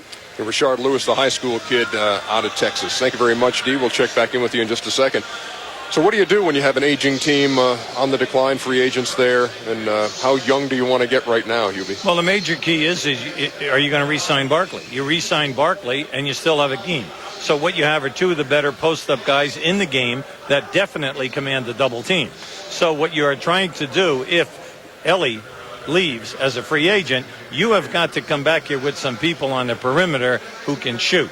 You know, it's great to have a lot of outstanding athletes, but when you have great post-up people, what you're doing is cramping and you're shortening the defense. It's easy to double and rotate out if guys do not have range. So it'll be interesting to see what they're going to do here. You know, Dee mentioned the names of Michael Dickerson and possibly Corey Benjamin at this point in the shooting guard position. What are your thoughts, coaches, on these guys? And take your pick. Well, you know, I think I'd like to say just one other thing to piggyback a little bit on what Hubie was saying, is that when you look at Houston, you're not looking at a team that's rebuilding, that it has not been in a position of winning. They've won a championship. Two of them. And I think the psychology of building a team after you have won is totally different and less burdensome than if you have not won. And I think that's the thing that I find interesting. We have a player, Othello Harrington, who's presently at Houston, did not want to leave, wanted to stay there, loved the organization, loved the things that are going on. And I think that's extremely important, regardless of whoever they pick. I think they have something going on, as they would say in the street, to get it going. Let's take a look at some of the players who are still available at this point as we move to pick number 14 here in the first round. And throw your thoughts out here on guys like Pat Garrity of Notre Dame, Rashard Lewis, the high schooler, Nazir Muhammad, Nesterovich, and Michael Dickerson. You see some of those. Before we talk about those guys who were left, let's see if one of them goes now as we go to the commissioner.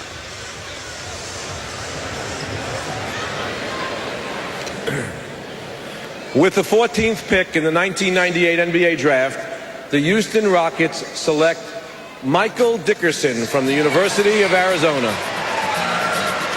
So as Dee Lynam had surmised, if they were going to go in that direction, Michael Dickerson, one of the guys available, and he goes to the Houston Rockets, 6'5", 196 from Arizona. Another pair of teammates going here in the first round. Yeah, see, I like that pick for them. Mainly because he's a transition guy who can score in the open floor. When you have rebounding with Olajuwon and Barkley, your three guys, if they can run, you're going to get a lot of opportunities in the open floor. This guy has three-point range, can get the shot in the half-court game, and he can also deliver for you in transition. I think it's a solid pick. I agree with him, and I also feel that he comes from a solid program that's accustomed to winning, and that fits in with what I was saying about Houston. You know, they're selecting somebody who understands how to win, somebody who's going to be competitive, and a very talented kid. So Michael Dickerson goes here at number 14 in the first round to the Houston Rockets. Earlier, his Arizona teammate Mike Bibby was the second selection taken by the Vancouver Grizzlies. You're watching the NBA draft here on TNT from Vancouver, British Columbia. The Orlando Magic with yet another pick here in the first round. They're on the clock. We'll be back.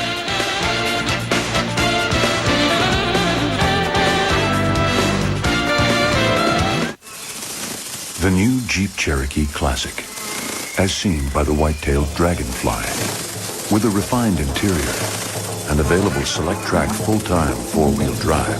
It's a great way to cross remote territory, no matter how you look at it. Even if you're a green tree frog. Now get Jeep Cherokee and all these features, including air conditioning, at no extra charge. Independent McPherson struts with aluminum control arms and hollow tube stabilizer bars. That's handling. Rack and pinion hydraulically assisted steering. That's cornering. Four-wheel vented discs, monoblock fixed caliper, 4-piston ABS 5 brakes. That's stopping. Continental Performance Tires. The tires that make all that stuff work. Continental, the driver's tire.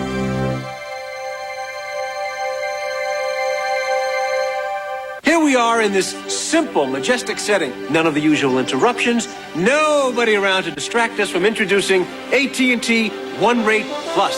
Now, the key point, the thing to remember, is that every call you make from home with One Rate Plus, every call, day and night, 10 cents a minute. Did you say 10 cents a minute, dude?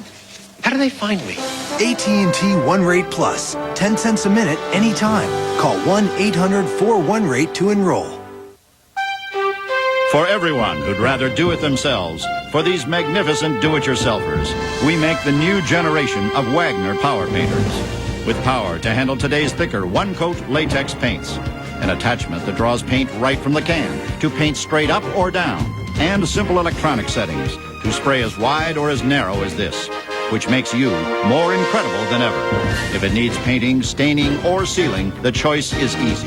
Get a Wagner and get it done. The NBA Draft on TNT is brought to you by Jeep, makers of the Jeep Grand Cherokee, Cherokee, and Wrangler. By Continental Tire, the driver's tire. And by AT&T. It's all within your reach. And welcome back. One of the best drafts in history. Here are some candidates. 1950, Paul Ayres and Bob Cousy, Bill Sharman. How about George Yardley, Chuck Cooper? How about Bud Grant? Not bad. A little football and basketball. How about 1960? Big O in that class. Well, not bad when you can get him in there with Wes Wilkins, Zach Sanders. 62 included Dave DeBusschere and Jerry Lucas, Hondo and Zelmo Beatty. 1965, Rick Barry, Goodrich, Cunningham, and Bradley. And in 70, look at the names you see there, including the Pistol Pete Maravich. In 84, that's not bad, Hubie. No, I wouldn't think so. Well, with Jordan, Barkley, Olajuwon, John Stockton among those picked in 1984. Now, look, I want to tell you something. Bill Russell is sitting out there with his 11 rings and saying, hey, wait a second. What about 56 when it was Russell, Sam Jones, Tommy Heinsohn, K.C. Jones, Sayugo Green, Willie Knowles? John and I can go back that far. Bill Russell is sitting out there with his rings and said, you don't have to pick but one person for it to be a good draft. I have 11 rings. Sounds like an issue you need to take up with the guys in the truck. Next year, we'll have the 1956 draft in there. Right now, it's the 1998 NBA draft. We're up to the 15th pick. It belongs to Orlando for the third time in this round. Here's the commissioner.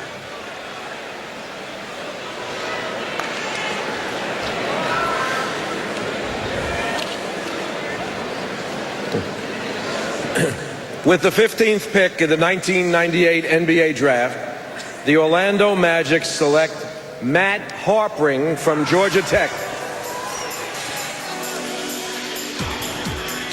So Matt Harpring at 6'6" and 231. I know you've watched this guy even going up through high school, Hubie. Oh, yeah. I thought he was an outstanding high school player at Marist. He was only 6'3" in his first year at Georgia Tech. Boom, he's 6'7", and he's a front court player. And you have to like his work ethic. He was second to Jamison in points and rebounds in the ACC. And he did not go out and work out for teams, and he did not go to play in any of these camps because he wanted to get his degree and finish on time. You know, you're getting a quality guy here, a worker, and, you know, I liken him a lot to a guy like Ernie Grunfeld when he came out of Tennessee. Same size. They said, you know what, he's a tweener. Except for one thing, Ernie Grunfeld played in the league a long time, made heavy contributions in Milwaukee as well with the New York Knicks, and that's the kind of work ethic that Matt Harpring has. Small forward, power forward? No, I think that basically he's going to be a small forward, and he'll be able to get the job done with second units. Well, here in the first round, we have yet to have a high school player taken. Rashard Lewis is still available at this point, which brings us to the topic of high schoolers coming out and declaring for the NBA draft. And we want to talk to Doc Rivers out in Los Angeles about this phenomenon.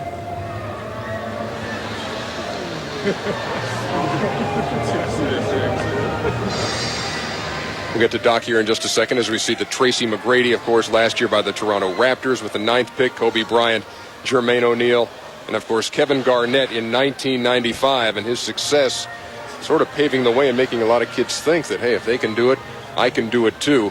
We've got a couple of high schoolers yet to go, Al Harrington and Lewis, as we told you. So let's go to L.A. now and talk to Doc Rivers, who is ready and prepared. And what's your take on this phenomenon of the kids coming out, Doc? Well, I agree with you, Ernie. I think the reason a lot of young kids are coming out, obviously money is one of them. Two, a lot of guys would like to go to college. People forget Kevin Garnett couldn't get in because he couldn't get the SAT scores and ACT scores. He would have stayed. He would have gone to college, went to the pros, did well, and I think that's one of the reasons. Personally, I would love freshmen to sit out and have to sit out and be redshirted a year. That's not going to happen. I don't think you can stop a guy from coming into the NBA. Makes the job of a college coach And we got a couple right here, John Thompson and Rick Majerus, that much tougher too. This whole concept of whether it's out of high school, whether it's after your freshman year of college, of what you're going to work with, what's your take, and what can we do if you think indeed this should be stopped? Well, I think it's an individual decision, first of all, but I think as we grow further and further into this, it's going to be a bad decision to do. And I think it's going to prove itself that it's going to be a bad decision, that you have to make the individual decision. These kids are great players. I don't buy this that they're losing money, because I personally think that a lot of them are losing money by coming out quickly and could make even more in the long run. But I think it is an individual decision, and you have to support and respect the person's will to do what he wants to do. I think there's lifestyle decisions, too. You want to live your own age, and how much fun is it to be on the road with a bunch of guys that are married and have children, and you're out there at 18 and 19. I think you lose some of the best times of your life. You lose a sense of self, a perspective that only the collegiate experience and camaraderie with people your own age can give you. So I think you make a deal with the devil. Sure, there's a lot of money there, but what about the happiness quotient? What about contentment? What about self-fulfillment? What about all those things? I know, Hubie, when we talk about this, you kind of harken back to the day when this couldn't happen. Well, back in the 40s, 50s, and early 60s, you could come out, but you could only play in the CBA. In the old days, it was called the Eastern League. Until your college class, your high school class, moved on into college, and then your college class graduated. So sure, you could play in the Eastern League and get paid, or you could play any place else. But once that was dropped, now you have to get an okay by the Players Association to agree to this. Naturally, the NBA would like to see an age put on it, maybe at 20. All right, and then that way the players would go to college and they would get a taste of it, they would mature, they'd get towards their education, and then hopefully they would like it and stay. It would benefit the NBA. It would benefit the colleges who would have the player for a longer period of time. And I'm just hoping that something like this will also come out of the new agreements between the Players Association and the NBA. And it would have to be something that would stand up to a legal challenge, which I think both sides would expect, and certainly the Players Association would have to agree with the NBA that something has to be done. It's not going to float if that doesn't happen. The Houston Rockets are on the clock right now with their second of 3 first-round picks. They've already gone with Michael Dickerson. And as we told you, the Richard Lewis, Texas high schooler, still waiting in the green room. Let us see what Houston's second pick of the first round is as we go to the commissioner.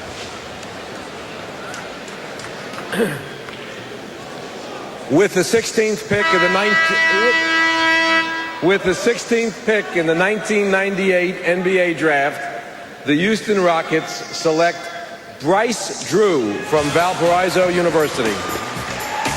Well, the commissioner almost beat the buzzer on that. Bryce Drew did beat the buzzer. In fact, there was a monumental shot this year in the NCAA tournament. He's 6'2" and 187 pounds, and he goes to the Houston Rockets. Get out of Valparaiso, played for his dad there. And your take on his game, Rick? He knows how to get his shot. He knows how to move without the ball. He understands using a pick. His pick utilization far belies his years. He reminds me a lot of Hornacek in some ways. This kid's got some good passing skills. He can get to that middle game. He's not a blazing speedster by any means, and you're not going to look at his first step as a clinic. But what you are going to respect about him is the fact that he knows how to change pace, move without the ball, bait the defense, and make a read. I think screen utilization is a key for any shooter, and this kid has got it, along with range. I alluded to it, and now let us see the big moment for Bryce Drew, which came in the NCAA tournament. Valparaiso upsetting Ole Miss on this play, and what a This is Hubie's play. This is Hubie's play called home run. No, Hubie's too modest to bring it up. Tap. Anytime that you catch it outside the paint, you look for the guy on the wing. And just a terrific shot, a great pressure shot, and a happy time for a coach, the dad, and also a small school, making it a major win over an SEC ball club. Valpo beating Ole Miss 70-69. His dad, Homer, coaching Bryce Drew, who's the pick here of the Houston Rockets in round 1. Our coverage continues from Vancouver right after this.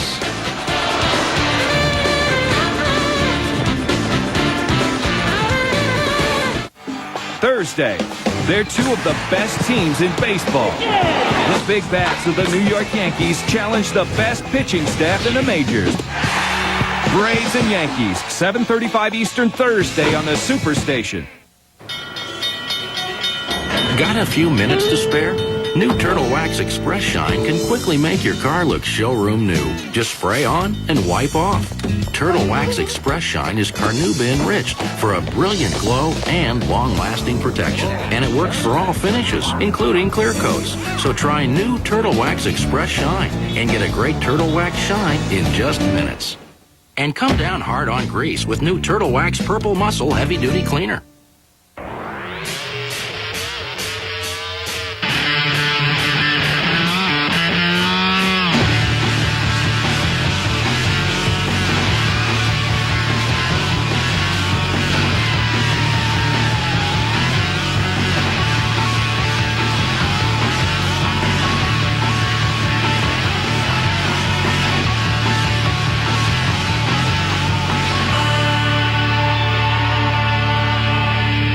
Hi, I'm George Morisham, reminding you to give all you can.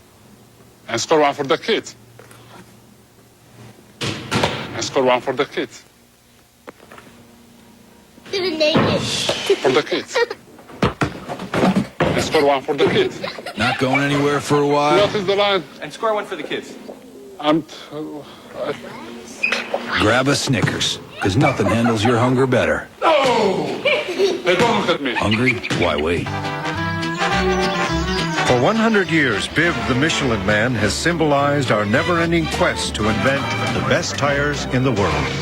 Michelin, celebrating 100 years of innovation. 4 tires, fuel, and out the door. We asked the hottest guys in the pits to switch antiperspirants. Ultra Dry Degree, body heat activated. When your body heat rises degrees, new Ultra Dry form releases extra protection. Work better than my old stick. It kept me dry. Ultra Dry. New from Degree.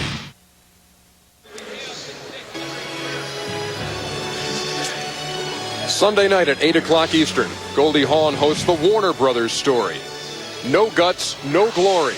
A look at 75 years of superstars in films coming from the legendary Warner Brothers studio. It comes your way Sunday night only on TNT. By the way, you're watching the draft at home and you want even more coverage, you can get on the internet, on the web, and check out CNN Sports Illustrated. That is CNNSI.com. Where are we in the draft, you ask? We're up to number 17. The pick of the Minnesota Timberwolves. We go to the podium and the commission.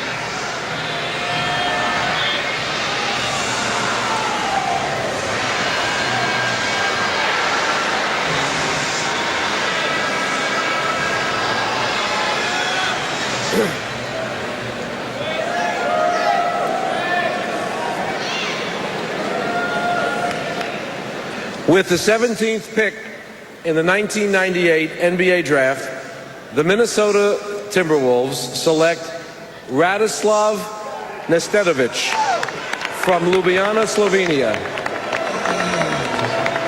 So for the second year in a row, the Minnesota Timberwolves go with a center in the first round, Paul Grant. 1 year ago, Nesterovic is the pick this time around. He is 7'1" and 250 pounds. Yeah, what you got to remember now, this fella was the starting center for Kinder Bologna that won the Italian championship and then the European championship. Now, some scouts say he's 1 or 2 years away, but also there's a question mark. Will he have to abide by the contract that supposedly he has for next year in Italy? That will be questionable. Now, when you look at Minnesota, remember they just released Stanley Roberts, the center, and also Cherokee Parks, the other center, is a free agent. So what they're trying to do here is to protect themselves. Is a starting center on the best team in Europe, as Hubie says. He's played with Sasha Danilovic, who also played in Miami and Dallas. And here he is, pick number 17 in the first round by the Minnesota Timberwolves. 7'1", 250. Native Slovenian, played in Italy. And I believe we do have some pictures of this guy in action to take a look. Seems like every time we get these, it looks like we smuggled it out of somewhere. But take a gander at it, and you'll see him go to work. Well, you know, you're looking at a guy who is over 7 foot. He has good hands, and he has improved. He's a very young player, and you're saying to yourself that we're hoping that he can have the same type of a transformation as Ilgauskas for Cleveland. And when you think of Cleveland, winning as many games as they did, and the contribution that he made, everyone said, what are Cleveland doing when they drafted him? Except the young man built his body up. 1 year off with an operation. He added 35 pounds. Well, that's what you're looking for here in a good, strong weightlifting program, that you build the upper body and give him strength in the lower legs. Radoslav Nesterovic, the number 17 pick in the first round by the Minnesota Timberwolves. Players here and players around the country waiting to hear their names called. There have been players in the NBA who know exactly what that feels like, including Jason Williams of the New Jersey Nets. You ever listen to Jason and his memories of draft night? I'll tell you a funny story. When we had the draft, we had it at St. John's, and Lucan II had it in his office, and my father was sitting behind me, and my agent told him we can go anywhere from 5 to 25. So my father only heard 5. So number 5 came up, and it was somebody, Number 7 was Ken Nugel. I keep looking back at my father. Don't worry about it, son. You're going to be next. And number 10 comes. I look back. Don't worry about it, son. You're going to be next. Now we're up to 17. The Knicks are picking. He thinks I'm going to the Knicks. So I look back at him. He's going, don't worry. You're going to be next. And they go to number 17. The New York Knicks pick Rod Mustaf, and he thought it was me, and he was like, oh, man. So he kept going. I looked back at him, and he was going, don't worry, you'll be next. And I took a second take behind him to see what he was doing. I heard him telling my mother, golly, because this boy going to have me laying bricks the rest of my life. We ain't going to never make it. See what your son is doing, Barbara? So I went to my only advice to Felipe and them, go to the draft. Don't sit there with your father and your mother, and because they'll just drive you crazy. Don't worry about it, baby. You next. And you never get drafted. Not only a nerve-wracking time for the players, the coaches as well. There's only one Jason Williams, like having Sinbad on the show here tonight with the draft. Let's go to Craig Sager back here with our latest pick. Well, actually, Rasho Nesterovic has his father Cheto back there, and he's been celebrating all weekend because it's his birthday today. Yeah, actually, today was his birthday, so I think he's got a good reason to celebrate. QB mentioned your contract with Kinder Bologna. What is the situation for you? When will you join the Minnesota T-Wolves? I got 1 more year of contract, and then I'm free. You led your team to the Italian championship, also the European championship. What does an NBA championship mean to you? Oh, it's one step more, the top level of in the basketball. So that's one goal I will try to reach. You played all over the world. You've traveled all over the country on these tryout camps. Congratulations. Have fun in Minnesota, and let's go back to Ernie. All right, thank you very much, Craig. The Houston Rockets are back up again, their 3rd pick of the first round. Already they have gone for big-time perimeter help. Let's see what they do with their 3rd pick of the first round as we go to the podium and Commissioner David Stern. With the 18th pick in the 1998 NBA draft, the Houston Rockets select Mirsad Turshan from Efes Pilsen, Turkey.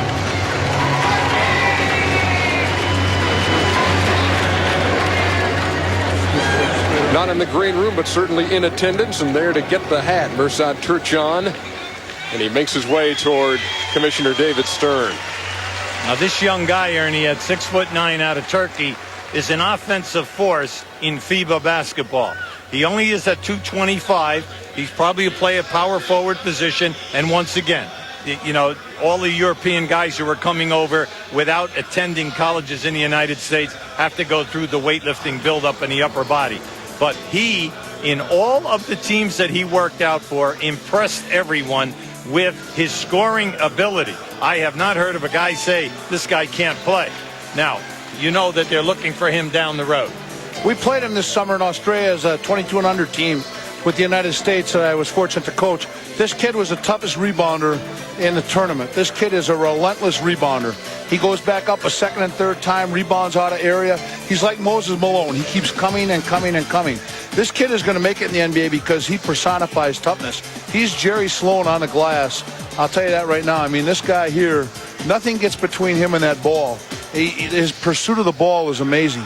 15 points, 9 rebounds. A good guy on the boards, as you point out, Rick Majerus. Mirsad Turchan taken here by the Houston Rockets with the number 18 pick in the first round. We'll be back with more from Vancouver. Pick number 19 on the way. The Milwaukee Bucks have it. We'll be back.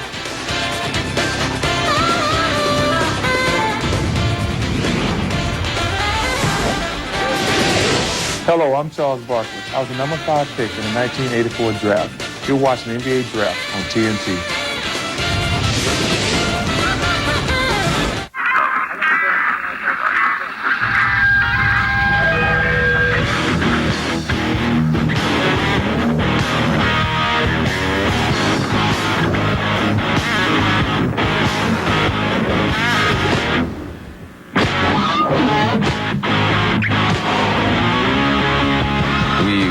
recommend trying this in just any car.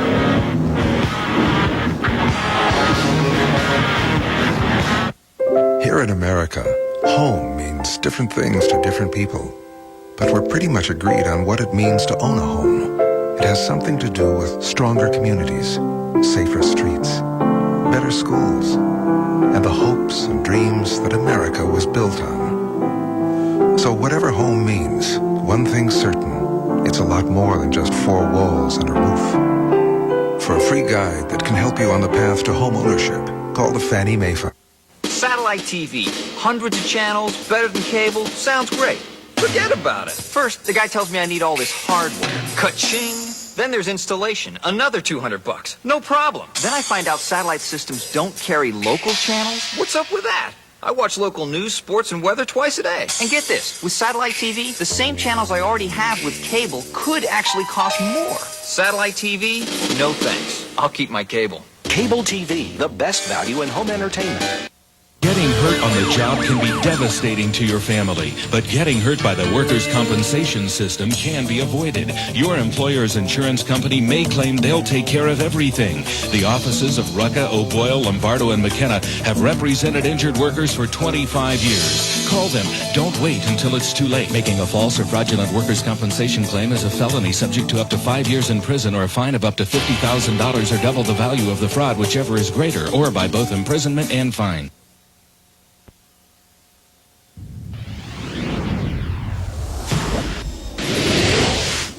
Welcome back to Vancouver, site of the 1998 NBA Draft on TNT. And now, back to your host, Ernie Johnson. And we thank you for spending your draft night with us here on TNT. We're in Vancouver, British Columbia, and we're more than halfway through the first round. Milwaukee has the 19th pick, and the commissioner has it.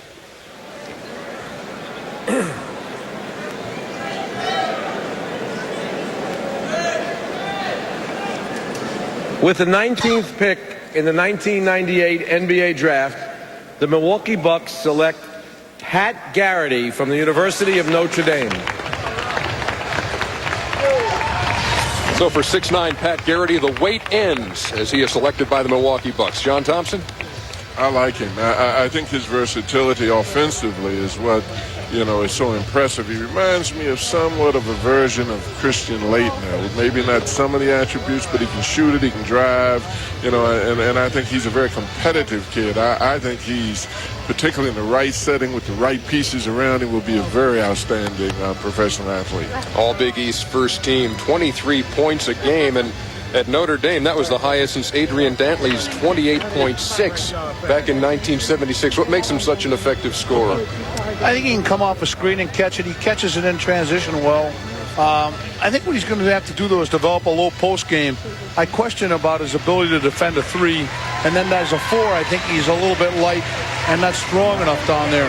I tell you, he's a willing worker. He's a great kid. We had him over in Australia, too. And he's very, very bright. So I think if you're bright and you're a good worker, if he hits the weight room, he's got a chance to be good. I don't believe there's anybody in the room you haven't coached or coached against or been beaten by. I'm telling you, know everybody. Well, yeah, I just hang around a long time. There are Pat Garrity's parents backstage just beaming as Pat is the 19th pick in the first round by the Milwaukee Bucks. 6'9", 237, and let's take a look at his game. Also a smart kid, 3.68 GPA in science. And played for a former pro coach, John McLeod. So he's got a lot of pro experience. He will be accustomed to doing things as an NBA team would, and I think that's going to be a big advantage for him because John was a very good coach. Well, we said about the Milwaukee Bucks, Ernie, that they have an excellent first unit. And what you're trying to do is to build your second unit, and you can never get enough guys, especially big guys, who can board for you against second unit people and then also play outside and shoot the perimeter shot as well as post up against second units. It's not as difficult as against that first unit club. Is there a player he reminds you of in the NBA right now?